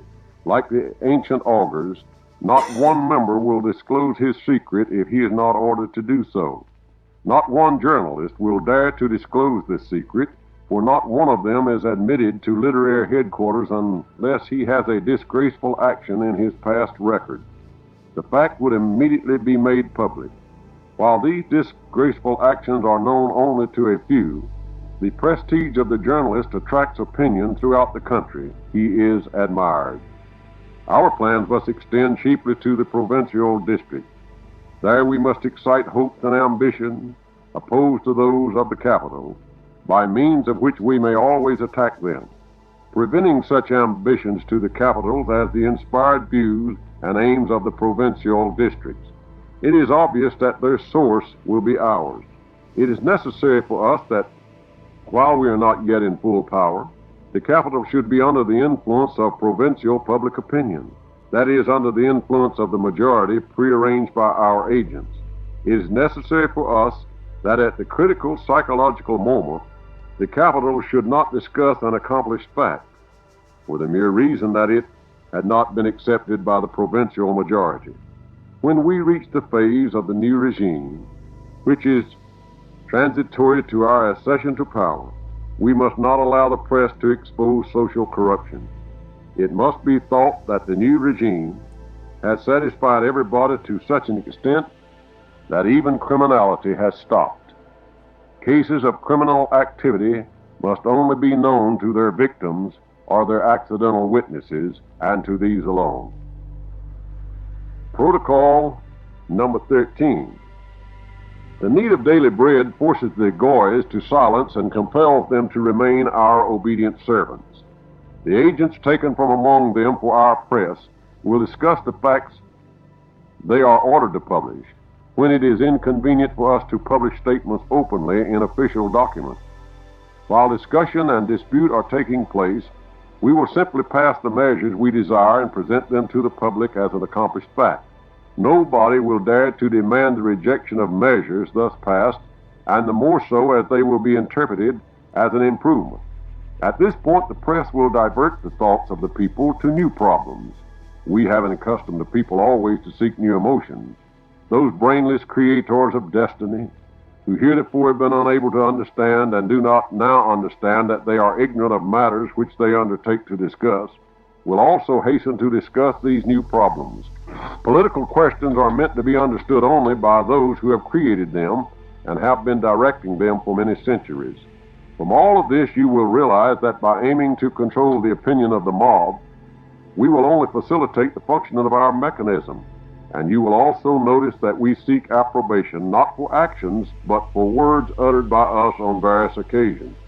We always declare that we are guided in all our policies by the hope and certainty of serving the general good. To divert the over-restless people from discussing political problems, we now make it appear that we provide them with new problems, namely those pertaining to industry. Let them become excited over this subject as much as they like. The masses will consent to remain inactive, to rest from so-called political activity, to which we ourselves accustom them for the purpose of helping us in our struggle against the Goy government, only on condition of a new occupation in which we can show them supposedly the same political background.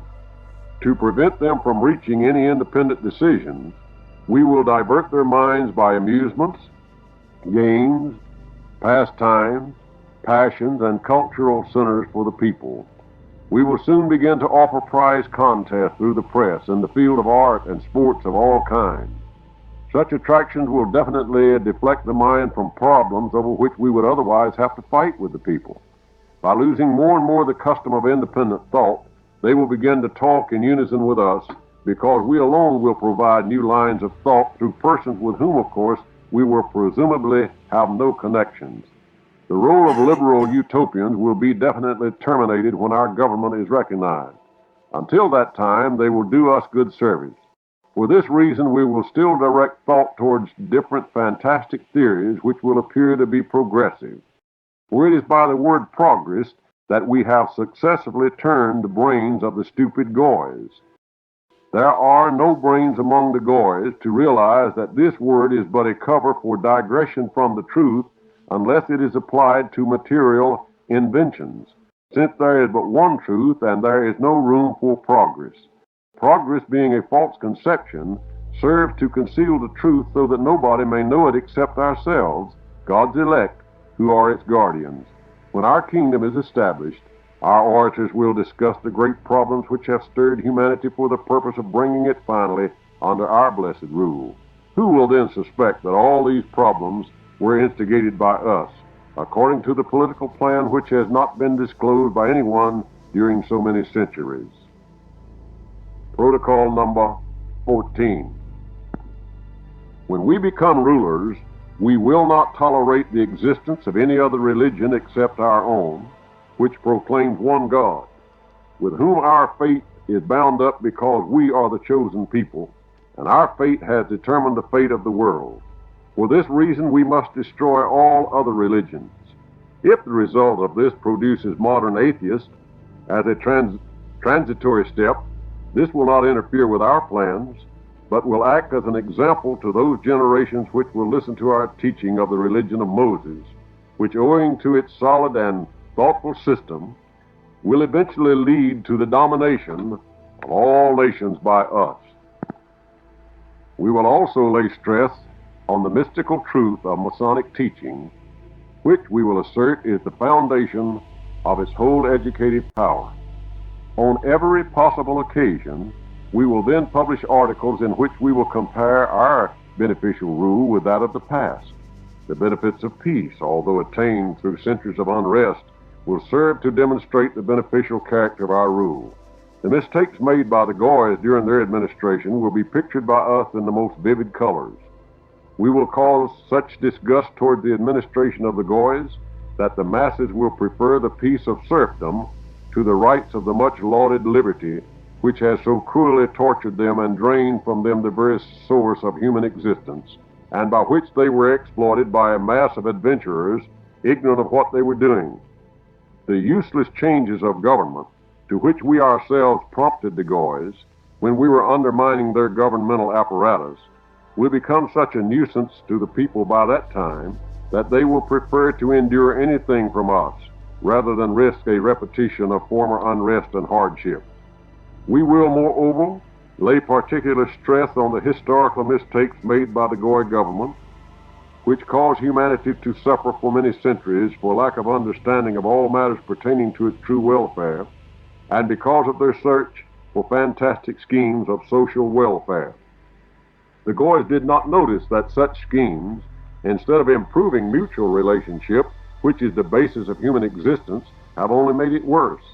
The whole force of our principle and measures will lie in the fact that they are put forward and interpreted by us as being in sharp contrast to the decayed social order of former times. Our philosophers will discuss all the shortcomings of the Goy religion, but nobody will ever discuss our religion in the light of its true aspect, and nobody will ever thoroughly understand it except our own people, who will never dare to disclose its secrets. In countries so-called advanced, we have created insane, dirty, and disgusting literature. For a short time after our entrance into power, we will encourage its publication in order that the contrast between it and the speeches and programs which will be heard from our heights should be more pointedly marked.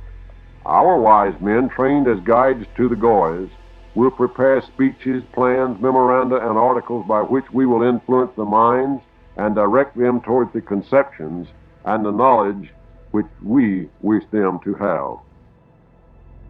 Protocol number 15. When we finally become rulers by means of revolution, which will be arranged so that they shall take place simultaneously in all countries and immediately after all existing governments shall have been officially pronounced as incapable, which may not happen soon, perhaps not before a whole century, we will see to it that no plots are hatched against us. To effect this, we will kill heartlessly all who take up arms against the establishment of our rule. The establishment of any new secret society will be met by the death penalty. and those societies which now exist and are known to us and either work or have worked for us will be disbanded and their members exiled to continents far removed from Europe. We will deal in the same manner with those Masons among the Goys who know too much. The Masons whom we may pardon for any reason will be kept under continual fear of exile. We will pass a law whereby all members of secret organizations will be exiled from Europe, that being the center of our government. The decisions of our government will be final, and there will be no right of appeal. In the Goy society, where we have planted such deep roots of dissension and protest, order can only be restored by merciless measures which will serve as evidence that our power cannot be infringed. There is no necessity or regard towards the victim's sacrifice for the future good. To attain good, even though by the sacrifice of life, is the duty of every government which realizes that its existence depends not upon privileges alone, but upon the exercise of its duties as well. The most important means for erecting a stable government is to strengthen the prestige of authority. This is only obtained by its majestic and unshakable power, which will convey the impression that it is inviolable, because of its mystical nature, namely, because chosen by God.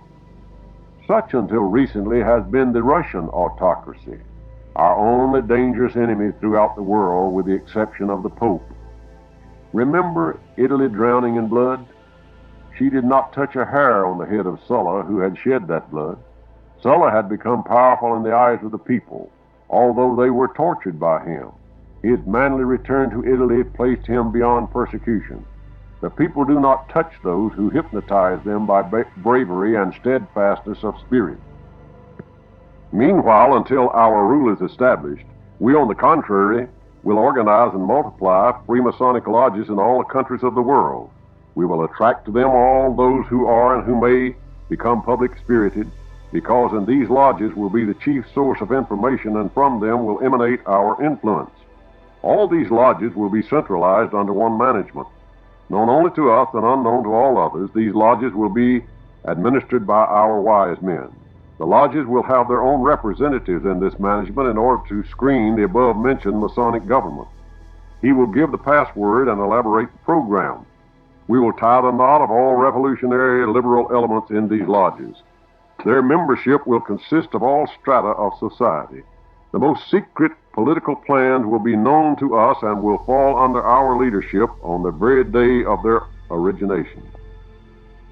Among the members of these lodges will be almost all the agents of the international and national police, whose work is indispensable for us, inasmuch as the police not only are able to take independent measures against the rebellious, but may also serve to mask our actions, provoke discontent, and so forth.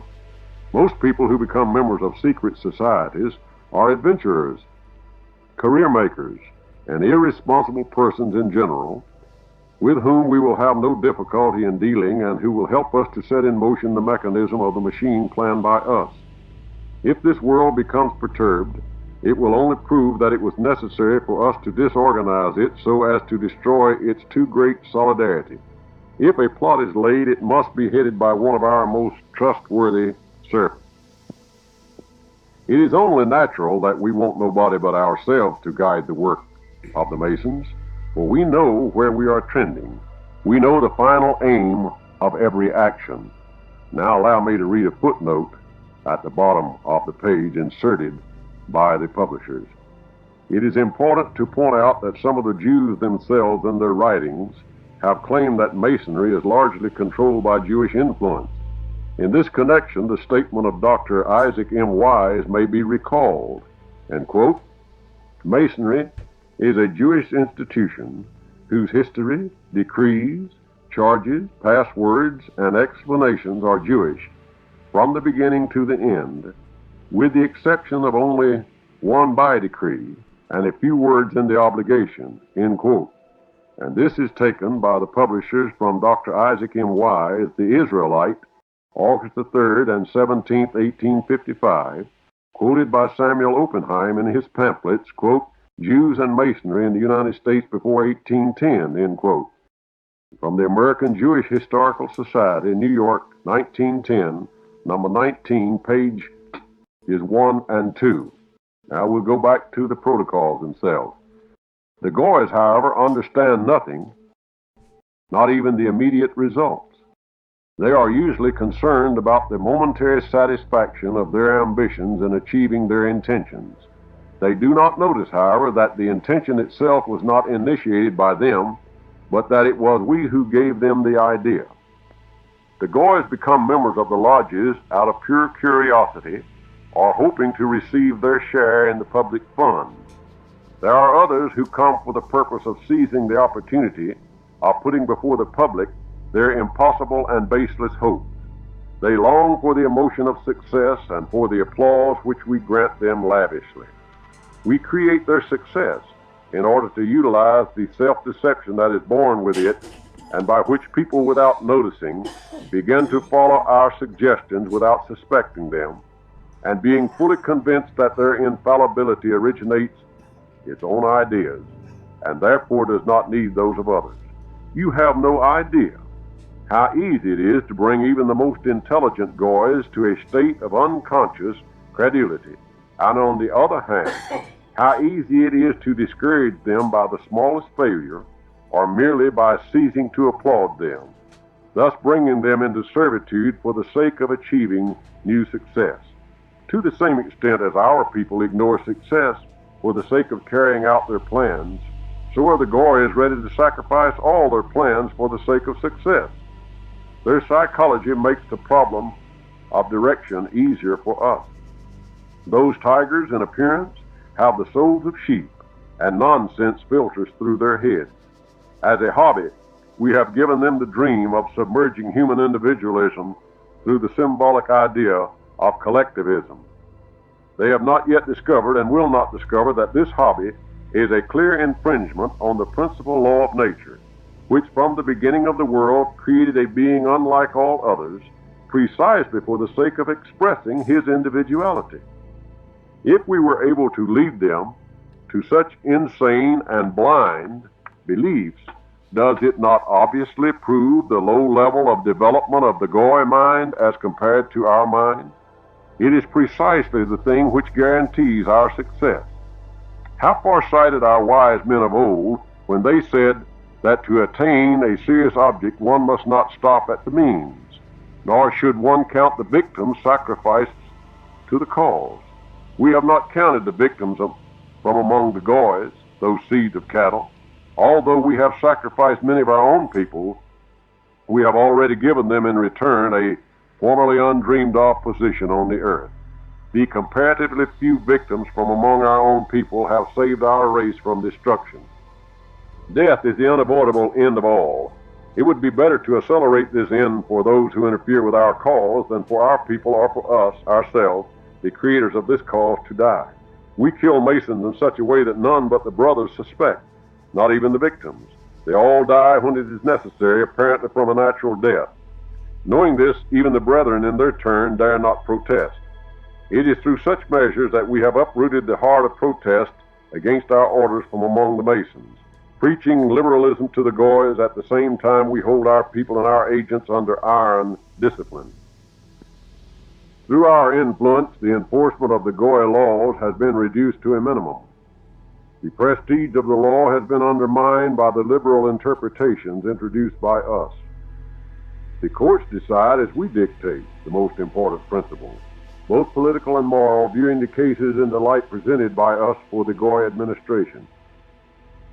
This we accomplish naturally through agents, with whom we have ostensibly no connection, namely through the press or otherwise. Even senators and high officials blindly follow our advice. The purely animal mind of the Goys is incapable of analyses and observation, and even less so of foreseeing to what results the development of the principle involved in the case may lead. It is through this difference in the process of reasoning between us and the Goys that it becomes possible to clearly to demonstrate the stamp of God's elect as compared to the instinctive and bestial mentality of the Goys. They see, but they cannot foresee, and they cannot invent anything except material things. It is clear, therefore, that nature herself intended us to rule and guide the world. When the time comes for our open rule, then will be the time to show its benefits, and we will change all laws. Our laws will be short, clear, irrevocable, and requiring no interpretation, so that everybody will be able to know them thoroughly. The chief point emphasized in them will be a highly developed obedience to authority, which will eliminate all abuses, for all without exception will be responsible before the supreme power vested in the highest authority. Abuse of power by minor officials will then disappear, because it will be punished so mercilessly that they will lose the desire to experiment with their power. We will closely watch every action of the administration, upon which depends the action of the government machinery. For corruption there creates corruption everywhere. Not a single violation of law or act of corruption will remain unpunished.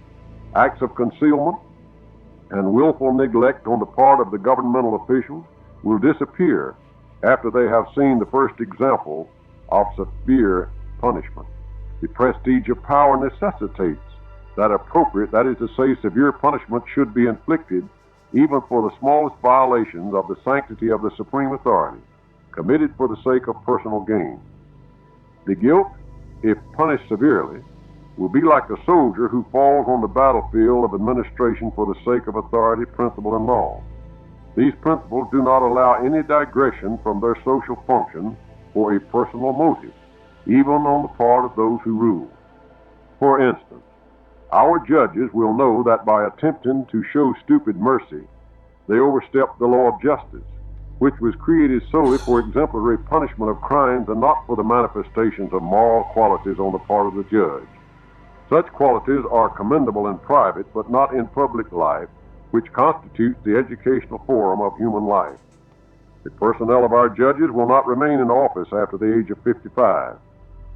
First, because old people adhere more persistently to prejudiced opinions and are less capable of submitting to new commands, and secondly, because that enables us to achieve a certain flexibility of change in the personnel, which will bend more easily under our pressure.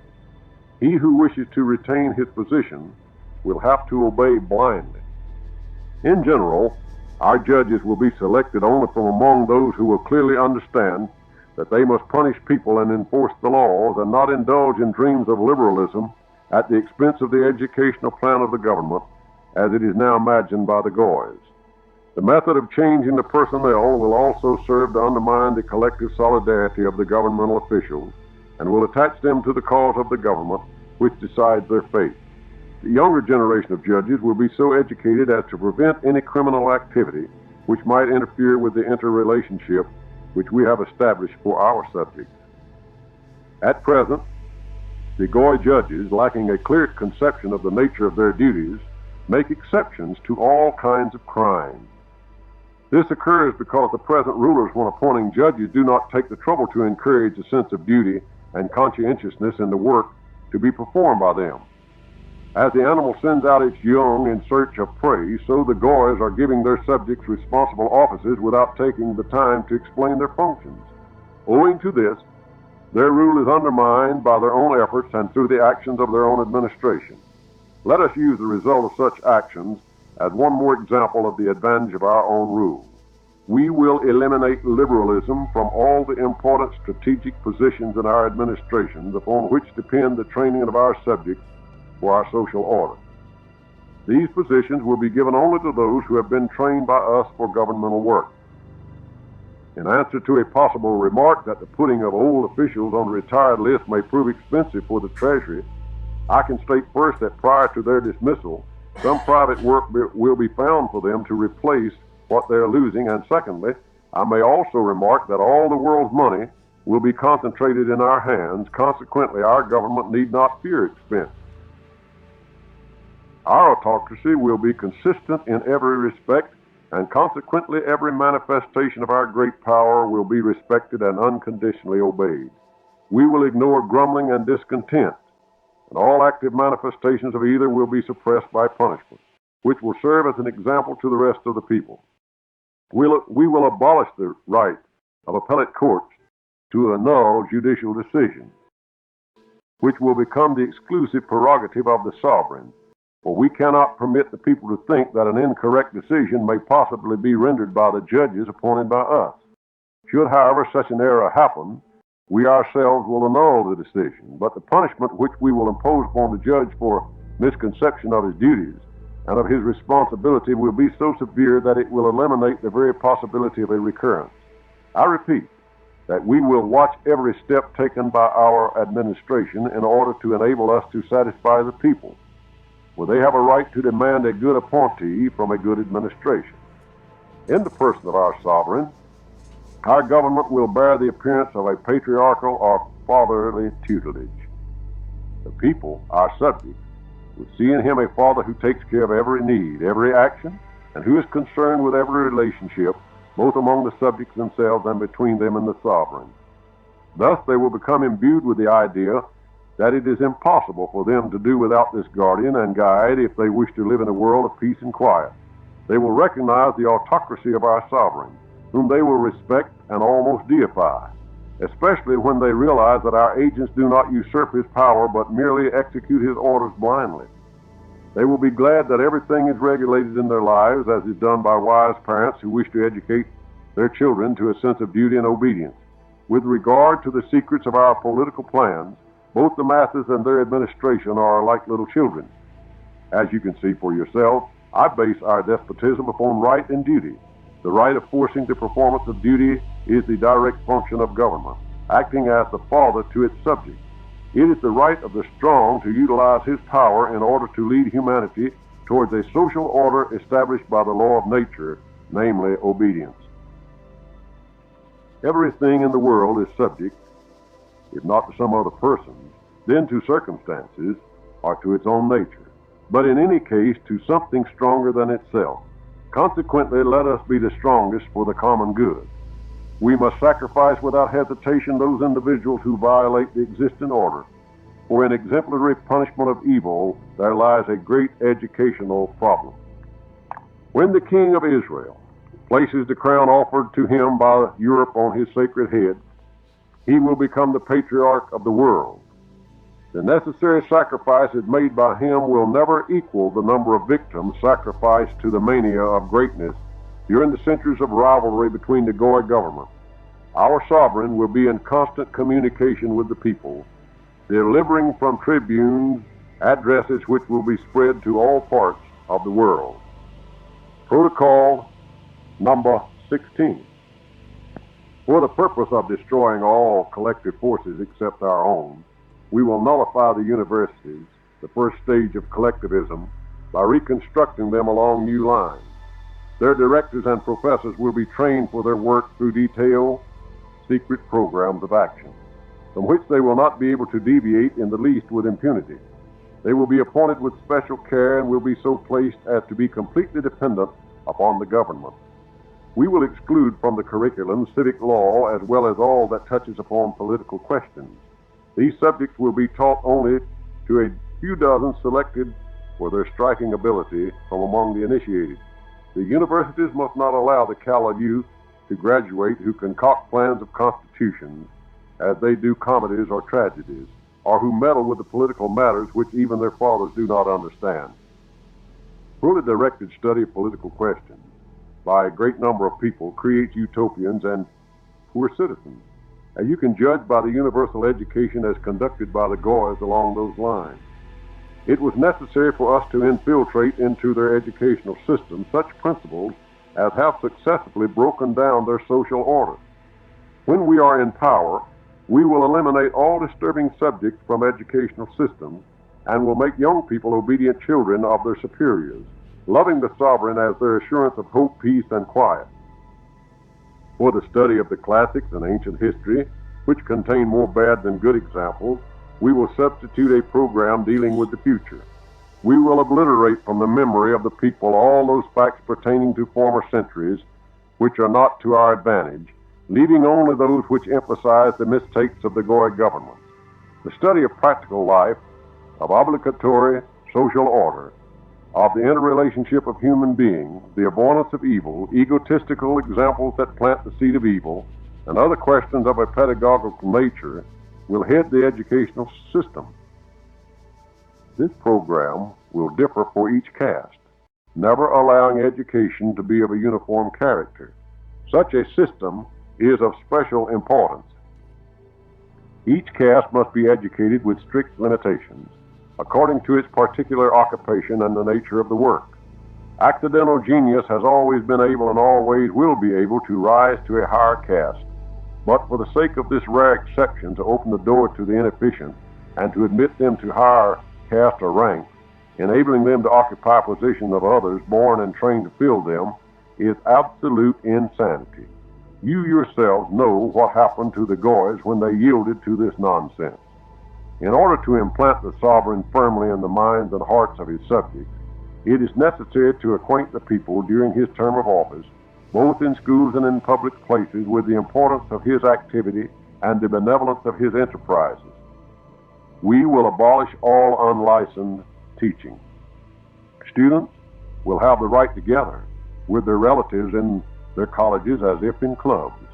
During these gatherings on holidays, the teachers will read supposedly unbiased lectures on problems of human relationship, on the law of imitation, on the cruelty of unrestricted competition, and finally on new philosophical theories which have not yet been disclosed to the world.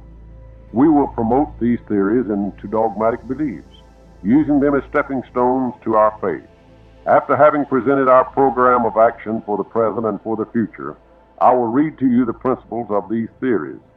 In short, knowing from the experience of many centuries that men live and are guided by ideas, that these ideas are imbued only by means of education given to persons of all ages, of course by different methods but meeting with equal success, we will absorb and appropriate to our own advantage the last traces of independent thought, which for a long time have been directed to the goal and to the ideas necessary to us.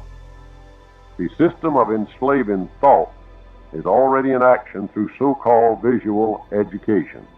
This system tends to turn the Goys into thoughtless, obedient animals, expecting to see in order to understand. In France, one of our best agents, Bourgeoisie, has already announced a new program of visual education. Protocol number 17. The lawyer's profession makes people grow cold, cruel, stubborn, and unprincipled, and compels them to take an abstract or purely legal viewpoint in all matters. They have learned to consider solely the personal gain derived from every case they handle, and not the possibility of the social benefit of its result. They rarely refuse to take a case and always strive for acquittal at all costs, clinging to minor technical points of a legal nature. In this way, they demoralize the courts. Therefore, we will limit this profession, converting it into an executive public office. Lawyers will be deprived of the right of contact with their clients on the same basis as are the judges.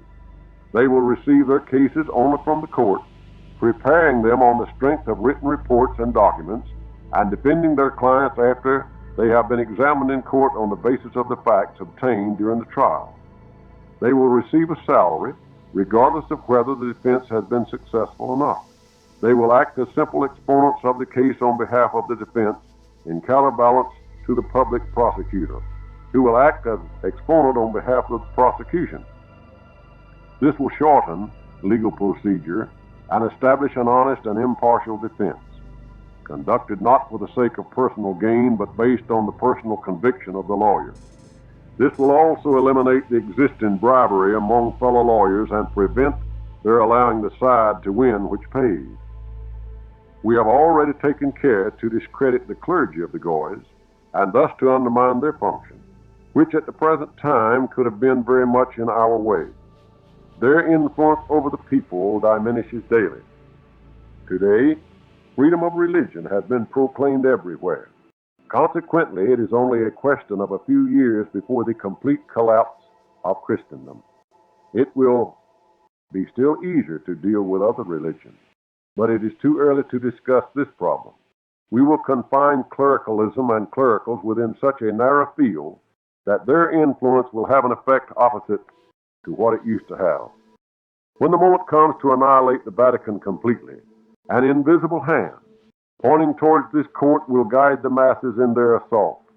When, however, the masses attack, we will come forward as defenders to prevent too much bloodshed. By this method, we will penetrate its very heart and will not leave it until we have undermined its power. The King of Israel will become the real Pope of the universe, the Patriarch of the International Church. But until we have accomplished the re-education of the youth to new transitional religions, and finally to our own, we will not openly attack the existing churches, but will fight them by means of criticism, thus creating dissension.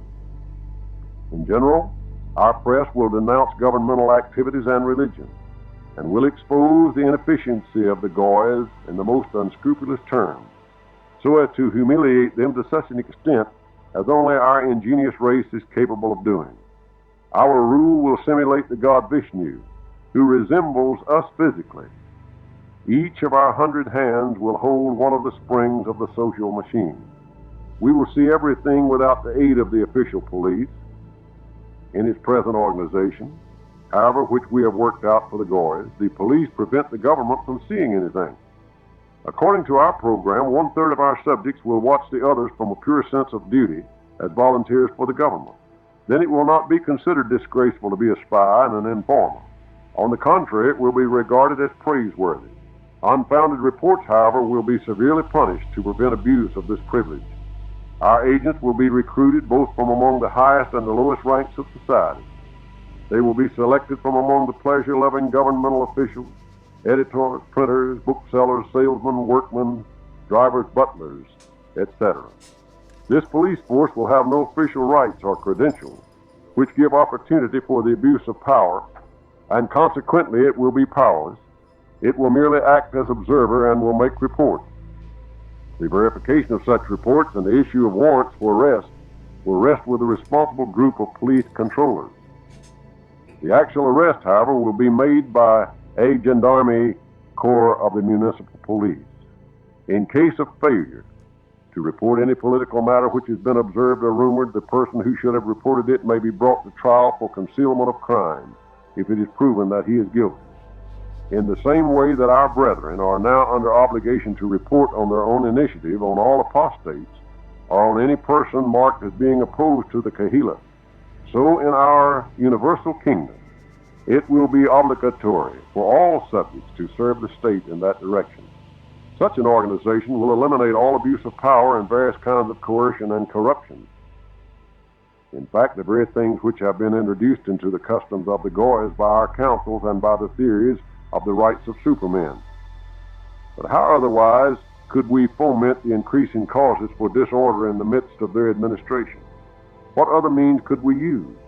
Among these means, one of the most important is the employment of such agents for the preservation of order as are in a position to manifest their own evil inclinations in the course of their destructive work, namely their self-will, abuse of authority, and most important of all, bribery. Protocol number 18. When the time comes for us to strengthen the measures of 18. When the time comes for us to strengthen the measures of police protection, the most terrible poison for the prestige of authority, we will artificially organize disorder or simulate the expression of discontent with the aid of experienced orators. These orators will be joined by sympathizers. This will give us the pretext for searches and special restrictions which will be put into force by our servants among the Goy police. As most conspirators work as amateurs for the sake of chattering, we will not disturb them until we see that they are about to take action. But we will introduce in their midst Secret Service agents. It must be remembered that the prestige of authority diminishes if conspiracies against it are often discovered. For that leads to the presumption of the weakness of the authority, or what is worse, to the admission of its own mistakes. You are aware that we have destroyed the prestige of the ruling Goys by frequent attempts made on their lives through our agents, who were but blind sheep of our flock, easily moved by a few liberal phrases to crime so long as they were of a political nature. We have forced the rulers to admit their own weakness by adopting open measures of police protection, and thereby we have ruined the prestige of their authority. Our sovereign will be protected only by the most invisible guard, because we will never allow anyone to think that conspiracy might exist against him which he is unable to combat and from which he has to hide himself. If we were to allow this thought to prevail, as it prevails among the Goys, we would thereby sign the death warrant, if not of the sovereign himself, then of his dynasty in the near future. Observing strict decorum, our sovereign will use his power only for the benefit of the people, but never for his own good or for that of his dynasty. By strictly adhering to this decorum, his authority will be respected and protected by his subjects. Moreover, he will be worshipped, because it will be known that upon his authority depends the well-being of every citizen of the kingdom, and the stability of the social order itself. To guard the sovereign openly is equivalent to an admission of the weakness of his governmental organization. Our sovereign, when amidst his people, will always appear to be surrounded by a crowd of curious men and women who will stand beside him as though accidentally and will hold back the other people as though through respect for order. This example will implant an idea of self-restraint in others. If there be a person in the crowd trying to present a petition and working his way through the ranks, the person nearest to him must take the petition and present it to the sovereign in sight of the petitioner himself, so that all may know that the petition presented has reached its destination, and consequently that there exists a control of affairs on the part of the sovereign himself. The prestige of authority demands that the people should be able to say, quote, if only the king could know it, end quote, or, quote, the king will know about this, end quote. With the establishment of an official police guard, the mystical prestige of authority vanishes at once. With a certain amount of audacity, everyone considers himself superior to authority. The assassin realizes his strength and only has to watch his opportunity to make an attempt against an official. We preach differently for the Goys, but we can see the results to which open methods of protection have led them. We will arrest criminals upon the first more or less well-founded suspicion. Because of the fear of a possible mistake, political criminals should not be given the opportunity to escape. Indeed, towards political crime, we will show no mercy. If in exceptional cases, it may seem possible to allow the investigation of motives which have led to ordinary criminal offenses, there is no excuse for those who attempt to deal with matters which no one can understand except the government. Moreover, not even all governments are capable of understanding the right policy. Protocol number 19. Though we will not allow individuals to become involved in politics, we will, on the other hand, encourage the submission for the approval of the government of all petitions and reports containing suggestions and plans for bettering the condition of the people. This will bring to our knowledge the shortcomings or merely the fanatic aspiration of our subjects. These suggestions we will answer either by favorable action or by refusal, proving the lack of intelligence and the errors of those who have submitted such suggestions. Sedition is nothing but the barking of a lapdog at an elephant. From the point of view of a government which is well organized, not from the police standpoint, but with regard to its social bases, the lapdog barks at the elephant because he does not realize his strength. It is only necessary for the elephant to show his strength once and the dog barks no more. He begins to wag his tail the moment he sees the elephant. In order to eliminate the prestige of martyrdom from political crime, we will seat the political criminal on the same bench with thieves, murderers, and other disgusting and dirty criminals. Then public opinion will regard that class of criminals as quite as disgraceful as any other, and will brand them with equal contempt.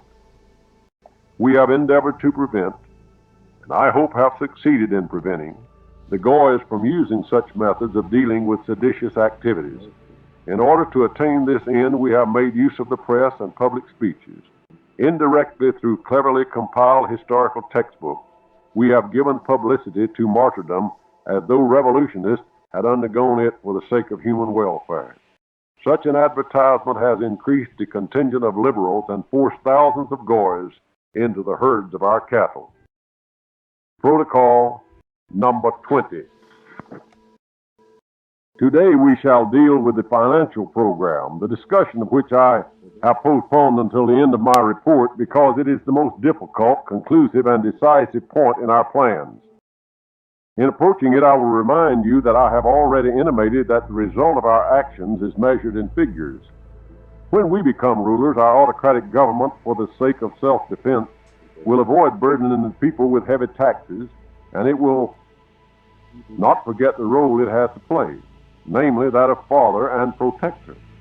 But as government organization is costly, it is necessary to raise the means for its maintenance.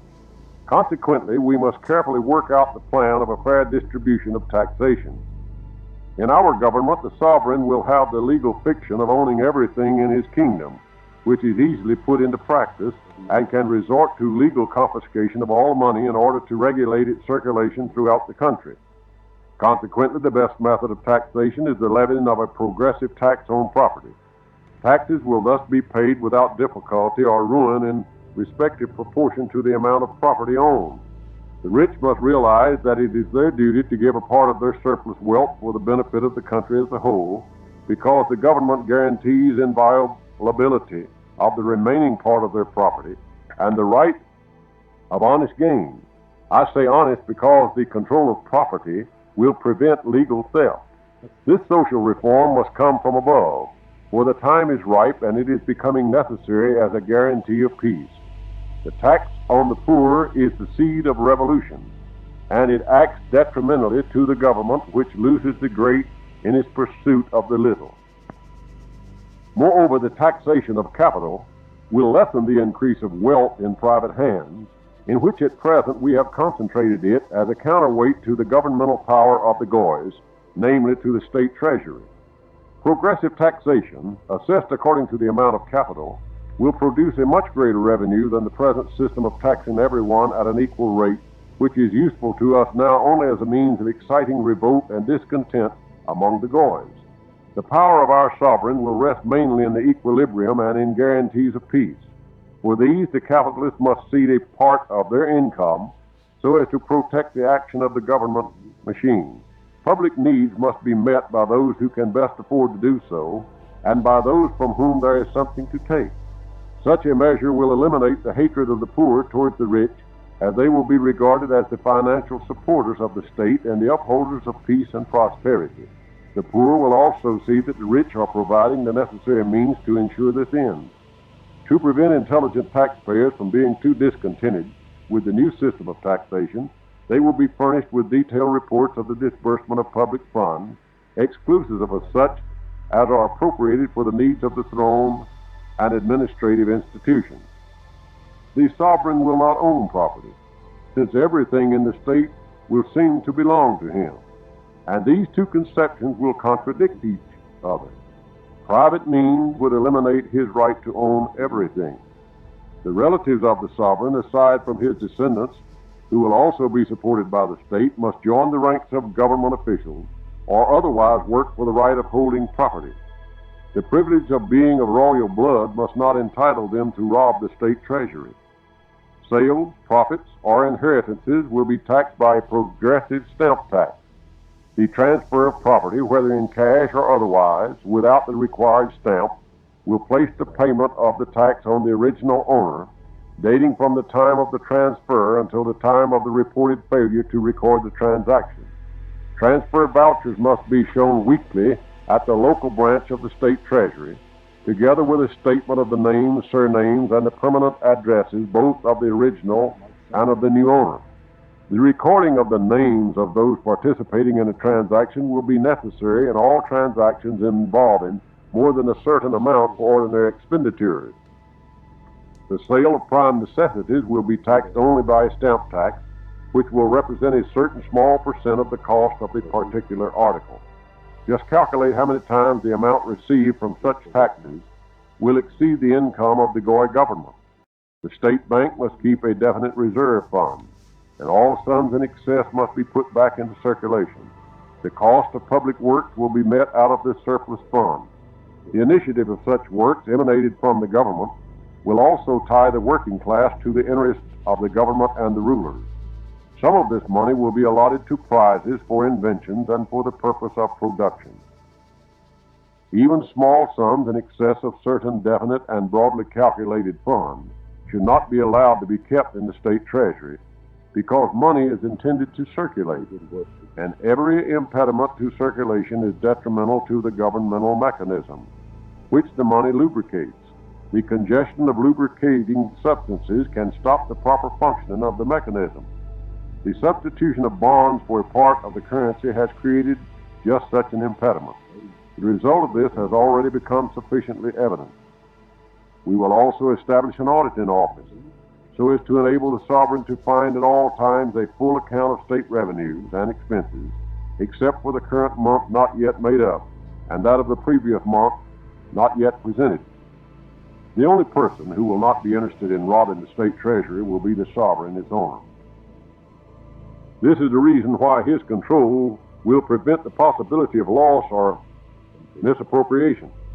Receptions for the purpose of etiquette, which waste the valuable time of the sovereign, will be abolished, because the ruler needs time for control and thought. Then his power will be not frittered away on the people surrounding the throne for the sake of appearance and brilliance, and who have only their own and not the public interest in mind. The economic crises were created by us for the Goyas only by the withdrawal of money from circulation. Huge amounts of capital were kept idle and were taken away from the nations, which were thus compelled to apply to us for loans. Payment of interest on these loans burdened the state finances and made the state subservient to capital. The concentration of industry, having taken production out of the hands of the artisan and put it into the hands of the capitalist, sucked all the power out of the people and also out of the state. The present issue of money generally does not coincide with the need per capita, and consequently it cannot satisfy all the needs of the working classes. The issue of currency must correspond with the increase in population, and children must be reckoned as customers from the day of their birth. The revision of the issue of currency is an essential problem for the whole world. You know that gold currency was detrimental to the governments that accepted it, for it could not satisfy the requirements for money, since we took as much gold as possible out of circulation. We must issue a currency based on the value of the working power, whether it be of paper or wood. We will issue money in proportion to the normal demands of every subject, adding a certain amount at every birth and decreasing it with every death. Every department, the French administrative division, every district will be in charge of its own account. To avoid any delay in paying the government's expenses, the terms of such payment will be decreed by order of the sovereign. This will eliminate any favoritism of the Ministry of Finance over any other department to the detriment of the others. The budget of revenues and the budget of expenditure will be placed side by side in order that they may always be compared with each other.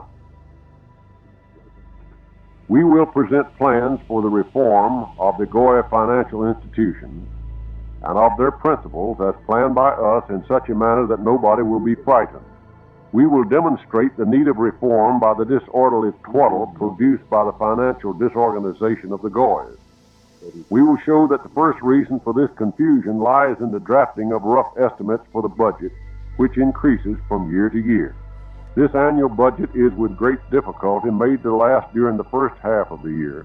Then a revised budget is demanded, and the funds thus allotted are spent in the next 3 months, after which a supplementary budget is called for, and all this is wound up by a liquidation budget. As the budget of the following year is based on the total expenditure of the preceding year, the divergence from the normal reaches 50% annually, so that the annual budget trebles every 10 years. Owing to such a procedure, resulting from the carelessness of the Goya government, their treasuries become empty. The period of loans followed and used up the remainder and brought all the Goya states to bankruptcy. You can well understand that such a management of financial affairs as we induce the Goyas to pursue cannot be adopted by us. Every loan proves the impotency of the government and its failure to understand its own rights. Loans, like the sword of Damocles, hangs above the head of the rulers, who instead of placing temporary taxes on their subjects, stretch forth their hands and beg the charity of our bankers. Foreign loans are leeches, which can never be removed from the governmental body until they either fall off themselves or the government itself manages to get rid of them. But the Goy government, instead of throwing them off, increased their number, so that these governments must inevitably perish through self-inflicted loss of blood. Indeed, what is a loan, especially a foreign loan, if not a leech? A loan is the issuance of government obligations, which involve the liability to pay interest in proportion to the sum borrowed. If the loan pays 5%, then in 20 years the government has unnecessarily paid in interest an amount equal to the principal sum borrowed. In 40 years it is paid twice. In 60 years it is treble the sum, while the loan still remains an unpaid debt.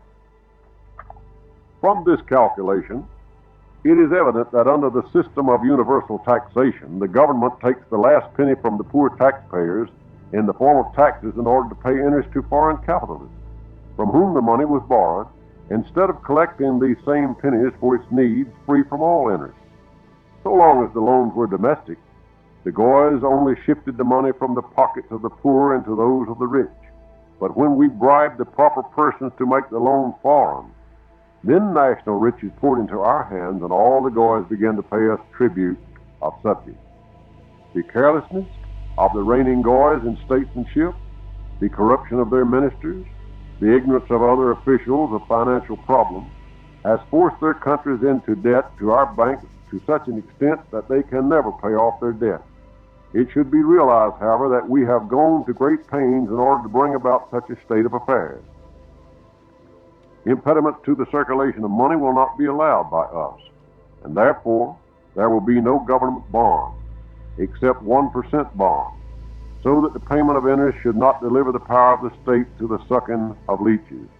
The right of issuing bonds will be exclusively granted to industrial corporations, which will easily pay the interest out of their profits.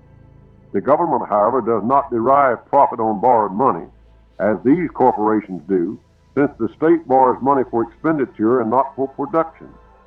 Industrial bonds will also be bought by the government, which instead of being, as at present, the payer of tribute on loans, will become a sound creditor.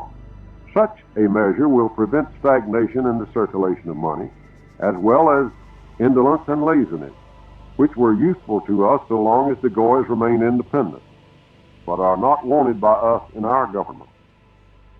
How apparent is the short-sightedness of the purely bestial brains of the Goys. It manifested itself when they borrowed money for an interest. It did not occur to the Goys that at any rate this money with the additional interest on it would have to be taken from the resources of the country and paid to us. Would it not have been more simple to take the needed money from their own people? This proved the genius of their distinguished minds, for we were able to present the question of loans to them in such a light that they saw in loans an advantage for themselves. Our estimates, which we will produce when the time comes, will be based on the experience of centuries, on all those experiments which were conducted by us at the expense of the Goy governments. Our estimates will prove to be clear and definite, and will obviously demonstrate the advantage of our new system. They will end all those abuses which made it possible for us to master the Goys, but which cannot be permitted in our reign. We will so organize the accounting system that neither the sovereign himself nor the most humble clerk will be able to deflect the smallest sum from its destination or direct it into a different channel from that indicated in our original financial plan. It is impossible to govern without a definite plan. Traveling along a definite road with an indefinite supply of provisions destroys heroes and knights. The Goy rulers, to whom we once gave advice to neglect governmental duties for grandiose receptions, etiquette, and pleasures, only concealed our rule. The accounts of the powerful favorites who replaced the sovereign were drawn up by our agents, and they always satisfied the shallow minds by promises that in the future there would be savings and improvements. Savings from what? From new taxes? This might have been asked, but was not asked by those who read our reports and plans. You know to what their carelessness has led them, what financial disorganization they have reached in spite of the wonderful diligence of their people. Protocol number 21. I will add one more detail regarding domestic loans, in addition to the report which I made at the last meeting. I will not speak any more of foreign loans, for they filled our coffers with the national money of the Goys. There will be no foreigners in our government, nobody outside. We profited by the corruption of the administrators and by the negligence of the rulers in receiving sums that were doubled, trebled, and even more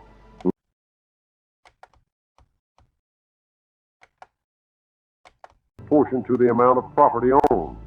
The rich must realize that it is their duty to give a part of their surplus wealth for the benefit of the country as a whole, because the government guarantees inviolability of the remaining part of their property and the right of honest gain. I say honest because the control of property will prevent legal theft. This social reform must come from above, for the time is ripe and it is becoming necessary as a guarantee of peace. The tax on the poor is the seed of revolution, and it acts detrimentally to the government, which loses the great in its pursuit of the little. Moreover, the taxation of capital will lessen the increase of wealth in private hands, in which at present we have concentrated it as a counterweight to the governmental power of the Goys, namely to the state treasury. Progressive taxation, assessed according to the amount of capital, will produce a much greater revenue than the present system of taxing everyone at an equal rate, which is useful to us now only as a means of exciting revolt and discontent among the Goys. The power of our sovereign will rest mainly in the equilibrium and in guarantees of peace. For these, the capitalists must see a part of their income so as to protect the action of the government machine. Public needs must be met by those who can best afford to do so, and by those from whom there is something to take. Such a measure will eliminate the hatred of the poor towards the rich, as they will be regarded as the financial supporters of the state and the upholders of peace and prosperity. The poor will also see that the rich are providing the necessary means to ensure this end. To prevent intelligent taxpayers from being too discontented with the new system of taxation, they will be furnished with detailed reports of the disbursement of public funds, exclusive of such as are appropriated for the needs of the throne and administrative institutions. The sovereign will not own property, since everything in the state will seem to belong to him, and these two conceptions will contradict each other. Private means would eliminate his right to own everything. The relatives of the sovereign, aside from his descendants, who will also be supported by the state, must join the ranks of government officials, or otherwise work for the right of holding property. The privilege of being of royal blood must not entitle them to rob the state treasury. Sales, profits, or inheritances will be taxed by a progressive stamp tax. The transfer of property, whether in cash or otherwise, without the required stamp, will place the payment of the tax on the original owner, dating from the time of the transfer until the time of the reported failure to record the transaction. Transfer vouchers must be shown weekly at the local branch of the state treasury, together with a statement of the names, surnames, and the permanent address of the original and of the new owner. The recording of the names of those participating in a transaction will be necessary in all transactions involving more than a certain amount for ordinary expenditures. The sale of prime necessities will be taxed only by a stamp tax, which will represent a certain small percent of the cost of the particular article. Just calculate how many times the amount received from such taxes will exceed the income of the Goy government. The state bank must keep a definite reserve fund, and all sums in excess must be put back into circulation. The cost of public works will be met out of this surplus fund. The initiative of such works emanated from the government will also tie the working class to the interests of the government and the rulers. Some of this money will be allotted to prizes for inventions and for the purpose of production. Even small sums in excess of certain definite and broadly calculated funds should not be allowed to be kept in the state treasury, because money is intended to circulate, and every impediment to circulation is detrimental to the governmental mechanism, which the money lubricates. The congestion of lubricating substances can stop the proper functioning of the mechanism. The substitution of bonds for a part of the currency has created just such an impediment. The result of this has already become sufficiently evident. We will also establish an audit in office so as to enable the sovereign to find at all times a full account of state revenues and expenses, except for the current month not yet made up, and that of the previous month not yet presented. The only person who will not be interested in robbing the state treasury will be the sovereign, its owner. This is the reason why his control will prevent the possibility of loss or misappropriation. Receptions for the purpose of etiquette, which waste the valuable time of the sovereign, will be abolished, because the ruler needs time for control and thought. Then his power will be not frittered away on the people surrounding the throne for the sake of appearance and brilliance, and who have only their own and not the public interest in mind. The economic crises were created by us for the Goyas only by the withdrawal of money from circulation. Huge amounts of capital were kept idle and were taken away from the nations, which were thus compelled to apply to us for loans. Payment of interest on these loans burdened the state finances and made the state subservient to capital. The concentration of industry, having taken production out of the hands of the artisan and put it into the hands of the capitalist, sucked all the power out of the people and also out of the state. The present issue of money generally does not coincide with the need per capita, and consequently it cannot satisfy all the needs of the working classes. The issue of currency must correspond with the increase in population, and children must be reckoned as customers from the day of their birth. The revision of the issue of currency is an essential problem for the whole world. You know that gold currency was detrimental to the governments that accepted it, for it could not satisfy the requirements for money, since we took as much gold as possible out of circulation. We must issue a currency based on the value of the working power, whether it be of paper or wood. We will issue money in proportion to the normal demands of every subject, adding a certain amount at every birth and decreasing it with every death. Every department, the French administrative division, every district will be in charge of its own account. To avoid any delay in paying the government's expenses, the terms of such payment will be decreed by order of the sovereign. This will eliminate any favoritism of the Ministry of Finance over any other department to the detriment of the others. The budget of revenues and the budget of expenditure will be placed side by side in order that they may always be compared with each other. We will present plans for the reform of the Goya financial institutions and of their principles as planned by us in such a manner that nobody will be frightened. We will demonstrate the need of reform by the disorderly twaddle produced by the financial disorganization of the Goyas. We will show that the first reason for this confusion lies in the drafting of rough estimates for the budget, which increases from year to year. This annual budget is with great difficulty made to last during the first half of the year. Then a revised budget is demanded, and the funds thus allotted are spent in the next 3 months, after which a supplementary budget is called for, and all this is wound up by a liquidation budget. As the budget of the following year is based on the total expenditure of the preceding year, the divergence from the normal reaches 50% annually, so that the annual budget trebles every 10 years. Owing to such a procedure, resulting from the carelessness of the Goya government, their treasuries become empty. The period of loans followed and used up the remainder and brought all the Goya states to bankruptcy. You can well understand that such a management of financial affairs as we induce the Goyas to pursue cannot be adopted by us. Every loan proves the impotency of the government and its failure to understand its own rights.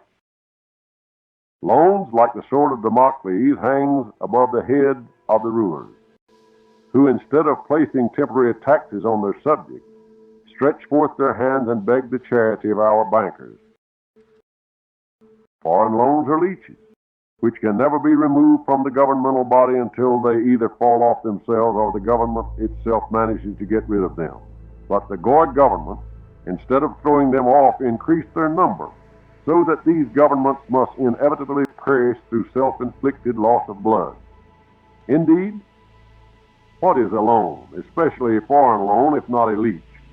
A loan is the issuance of government obligations, which involve the liability to pay interest in proportion to the sum borrowed. If the loan pays 5%, then in 20 years the government has unnecessarily paid in interest an amount equal to the principal sum borrowed. In 40 years it is paid twice. In 60 years it is treble the sum, while the loan still remains an unpaid debt. From this calculation, it is evident that under the system of universal taxation, the government takes the last penny from the poor taxpayers in the form of taxes in order to pay interest to foreign capitalists, from whom the money was borrowed, instead of collecting these same pennies for its needs free from all interest. So long as the loans were domestic, the Goys only shifted the money from the pockets of the poor into those of the rich. But when we bribed the proper persons to make the loan foreign, then national riches poured into our hands, and all the Goys began to pay us tribute of subjects. The carelessness of the reigning Goys in statesmanship, the corruption of their ministers, the ignorance of other officials of financial problems, has forced their countries into debt to our banks to such an extent that they can never pay off their debt. It should be realized, however, that we have gone to great pains in order to bring about such a state of affairs. Impediments to the circulation of money will not be allowed by us, and therefore there will be no government bonds, except 1% bonds, so that the payment of interest should not deliver the power of the state to the sucking of leeches. The right of issuing bonds will be exclusively granted to industrial corporations, which will easily pay the interest out of their profits. The government, however, does not derive profit on borrowed money, as these corporations do, since the state borrows money for expenditure and not for production. Industrial bonds will also be bought by the government, which instead of being, as at present, the payer of tribute on loans, will become a sound creditor. Such a measure will prevent stagnation in the circulation of money, as well as indolence and laziness, which were useful to us so long as the Goys remain independent, but are not wanted by us in our government. How apparent is the short-sightedness of the purely bestial brains of the Goys. It manifested itself when they borrowed money for an interest. It did not occur to the Goys that at any rate this money with the additional interest on it would have to be taken from the resources of the country and paid to us. Would it not have been more simple to take the needed money from their own people? This proved the genius of their distinguished minds, for we were able to present the question of loans to them in such a light that they saw in loans an advantage for themselves. Our estimates, which we will produce when the time comes, will be based on the experience of centuries, on all those experiments which were conducted by us at the expense of the Goy governments. Our estimates will prove to be clear and definite, and will obviously demonstrate the advantage of our new system. They will end all those abuses which made it possible for us to master the Goys, but which cannot be permitted in our reign. We will so organize the accounting system that neither the sovereign himself nor the most humble clerk will be able to deflect the smallest sum from its destination or direct it into a different channel from that indicated in our original financial plan. It is impossible to govern without a definite plan. Traveling along a definite road with an indefinite supply of provisions destroys heroes and knights. The Goy rulers, to whom we once gave advice to neglect governmental duties for grandiose receptions, etiquette, and pleasures, only concealed our rule. The accounts of the powerful favorites who replaced the sovereigns were drawn up by our agents, and they always satisfied the shallow minds by promises that in the future there would be savings and improvements. Savings from what? From new taxes? This might have been asked, but was not asked by those who read our reports and plans. You know to what their carelessness has led them, what financial disorganization they have reached in spite of the wonderful diligence of their people. Protocol number 21.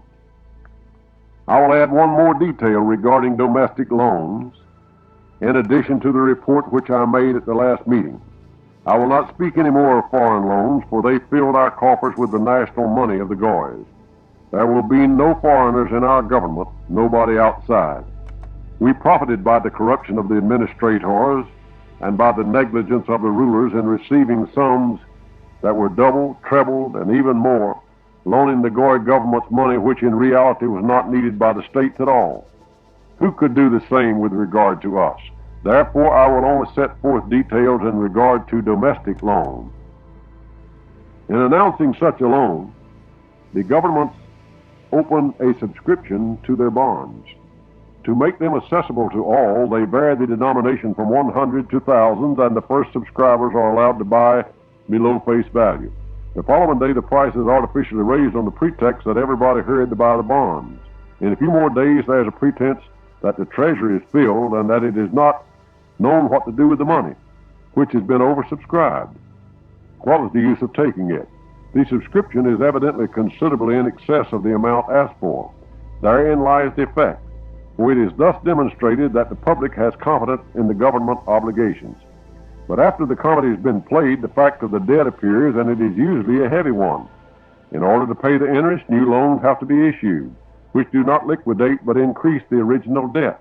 Then, when the borrowing capacity of the government has been exhausted, it becomes necessary to meet the interest on the loan, not the loan itself, but by new taxes. These taxes are nothing but a debit used to cover a debit. Then comes the period of conversions. But these only decrease the payment of interest while they do not annul the debt. Moreover, they cannot be made without the consent of the bondholders. When a conversion is advertised, an offer is made to return the money to those who are not willing to convert their bonds. If everybody were to demand his money, the government would be caught in its own net and would be unable to return all the money. Fortunately, the Goy subjects, ignorant of financial affairs, always preferred to suffer a fall in the value of their securities and a reduction of interest to the risk of new investments.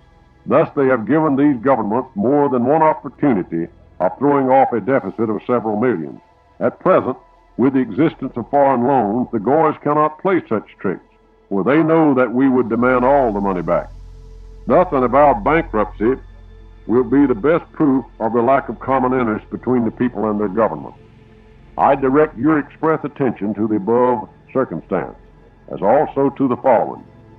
At present, all domestic loans are consolidated into so-called floating debts. In other words, into those whose terms of payment are more or less close at hand. Such debts consist of money placed in savings banks. Being at the disposal of the government for a considerable length of time, these funds vanish in the payment of interest on foreign loans, and they are replaced by an equal amount of government securities. The latter cover all the deficits in the government treasuries of the Goys. When we mount the throne of the universe, such financial expedients, being detrimental to our interest, will vanish. We will also destroy all stock exchanges, for we will not allow the prestige of our authority to be shaken by the shifting of the prices of our securities. We will fix the full price of their value legally without any possibility of its fluctuation. A rise leads to a fall, and this was precisely what we did to the Goy stocks and bonds at the beginning. We will replace the stock exchanges by great government credit institutions, whose functions will be to tax commercial values according to governmental plans. These institutions will be in a position to throw daily on the market 500 million shares of industrial stocks or to buy up a like amount. Thus, all industrial enterprises will become dependent upon us. You can well imagine what power that will give us. Protocol number 22. In all that I have hitherto reported to you, I have carefully tried to show you a true picture of the mystery of present events, as also of those of the past, which all flow into the stream of great events, the results of which will be seen in the near future. I have exposed our secret plans which govern our relations with the Goys, as well as our financial policy. There remains but little to add. We hold in our hands the greatest modern power, gold. In the course of 2 days, we can get it from our treasures in any desired quantity. Is there any more need for us to prove that our rule is decreed by God? Do we not prove by such wealth that all the evil which we were forced to do during so many centuries has served in the end to true happiness, to the restoration of order? Although by means of violence, order will nevertheless be established. We will be able to prove that we are benefactors who have brought true welfare and individual freedom to the tortured world, ensuring at the same time the possibility of enjoying peace, quiet, and dignity of relationship upon the sole condition, of course, that obedience to the laws established by us is practiced. We will also make it clear that freedom does not mean license, and in doing whatever people please, no more than dignity and power imply the right to propound destructive doctrines, like freedom of conscience, equality, and similar things. Individual freedom by no means imports the right of disturbing oneself and others, disgracing oneself by making ridiculous speeches in disorderly gatherings, and implies that true liberty means individual inviolability through an honest and strict obedience to social laws. That moreover, human dignity implies the conception of one's right as well as the idea of legal inhibitions, which prohibit fantastic dreams about the ego. Our power will be glorious because it will be mighty. It will rule and guide and not helplessly crawl after leaders and orators, shouting insane words which they call great principles and in which in reality are simply utopian. Our power will lead to order, which in turn brings happiness to the people. The prestige of this power will excite mystical adoration, and the peoples will bow before it. True power does not yield to any right, even be it that of God. None will dare approach it in order to deprive it even of an atom of its might. Protocol 23.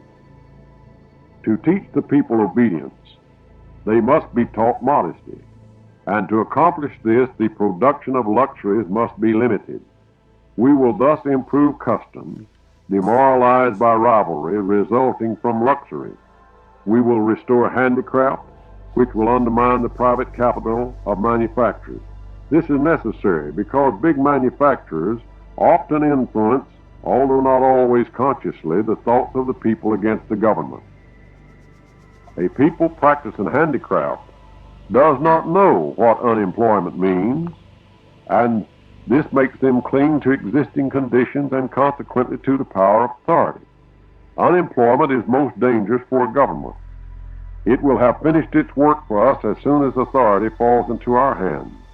Drunkenness will also be forbidden by law and will be punishable as a crime against human decency, for man becomes bestial under the influence of alcohol. Once more I state that people obey blindly only the hand that is strong and entirely independent of them, in which they see a sword of defense and a stronghold against the blows of social misfortune. Why should the sovereign have an angel's heart? They want to see in him the personification of might and power. The sovereign who will replace the present existing government, dragging along their existence in the midst of a society demoralized by us, which denies even the power of God and from whose midst rises on all sides the flames of anarchy, must primarily undertake to extinguish this all-consuming fire. Therefore, he must destroy such a society, if necessary, drown it in its own blood, in order to resurrect it as a well-organized army, which consciously struggles against the infection of any anarchy affecting the state organism. He, God's elect, is chosen from above for the purpose of crushing the insane forces that are moved by instinct and not by intellect, by bestiality and not by humanitarianism. These forces are now triumphant and assume the form of robberies and all kinds of violence exercised in the name of liberty and of right. They have destroyed all social order so as to establish the throne of the King of Israel. But their role will be ended with his coming to power. Then it will be necessary to sweep them from his path, on which not a twig or an impediment shall remain. Then we shall say to the people, pray to God and bow before him who bears the mark of predestination, to whom God himself showed his star, so that none but he himself should free you from all the sinful forces and from evil. Protocol number 24. Now I shall refer to the manner in which we will strengthen the dynastic roots of King David, so as to cause this dynasty to endure until the last day. This method will consist chiefly of the same principles which enabled our wise men to conserve their power to cope with universal problems and to guide the education of the thoughts of humanity at large. A few members of the seed of David will train the sovereigns and their successors, who will be selected not by right of inheritance, but according to their personal ability. To them, the deep political mysteries and the plan of our rule will be confided, but in such a wise manner that nobody will know these secrets. The aim of this method is to prove to all that power will not be given to the uninitiated in the mysteries of political art. Only such people will be taught how to apply the above-mentioned plans in practice, by comparing them with the experiences of many centuries, and only they will be initiated into conclusions drawn from all the observations of political, economic, and social movements and sciences. In short, only they will know the true spirit of the laws irrevocably established by nature for the purpose of regulating human relationship. Direct descendants of the sovereign will often be prevented from inheriting the throne if during the period of their study they show signs of frivolity, lenience, or other tendencies detrimental to authority, which would make them incapable of government and dangerous to the prestige of the crown. Only those of an undoubtedly able and firm, even cruel character, will receive the reins of government from our wise men. In case of illness, loss of willpower, or in other form of inefficiency, the sovereign will be compelled to hand over the reins of government to new and able hands. The sovereign's immediate plan of action and its application in the future will be unknown even to the so-called closest advisors. Only the sovereign and his three sponsors will know the future. In the person of the sovereign, with his immovable will over himself and humanity, all will recognize fate itself with her mysterious paths. Nobody will know the aims of the sovereign when he issues his orders, and thus nobody will dare oppose him. Naturally, the mental capacity of the sovereign must be equal to the plan of rule herein contained. For this reason, he will not mount the throne before a test of his mind is made by the above-mentioned wise men. To make people know and love their sovereign, it is necessary that he should address the people in public places, thus establishing harmony between the two forces now separated from each other by mutual terror. This terror was necessary for us until the time came to make both forces fall under our influence. The king of Israel must not be influenced by his passions, especially by sensuality. No particular element of his nature must have the upper hand and rule over his mind. Sensuality, more than anything else, upsets mental ability and clearness of vision by deflecting thought to the worst and most bestial side of human nature. The pillar of the universe in the person of the world ruler, sprung from the sacred seed of David, must sacrifice all personal desires for the benefit of his people. Our sovereign must be irreproachable. This is the end of the reading of the protocols. The following is a commentary by Dr. George T. Stallings, the narrator for this tape. You have just finished listening to the protocols of the learned elders of Zion, published and translated by Small Maynard and Company, publishers of Boston, Massachusetts, in 1920.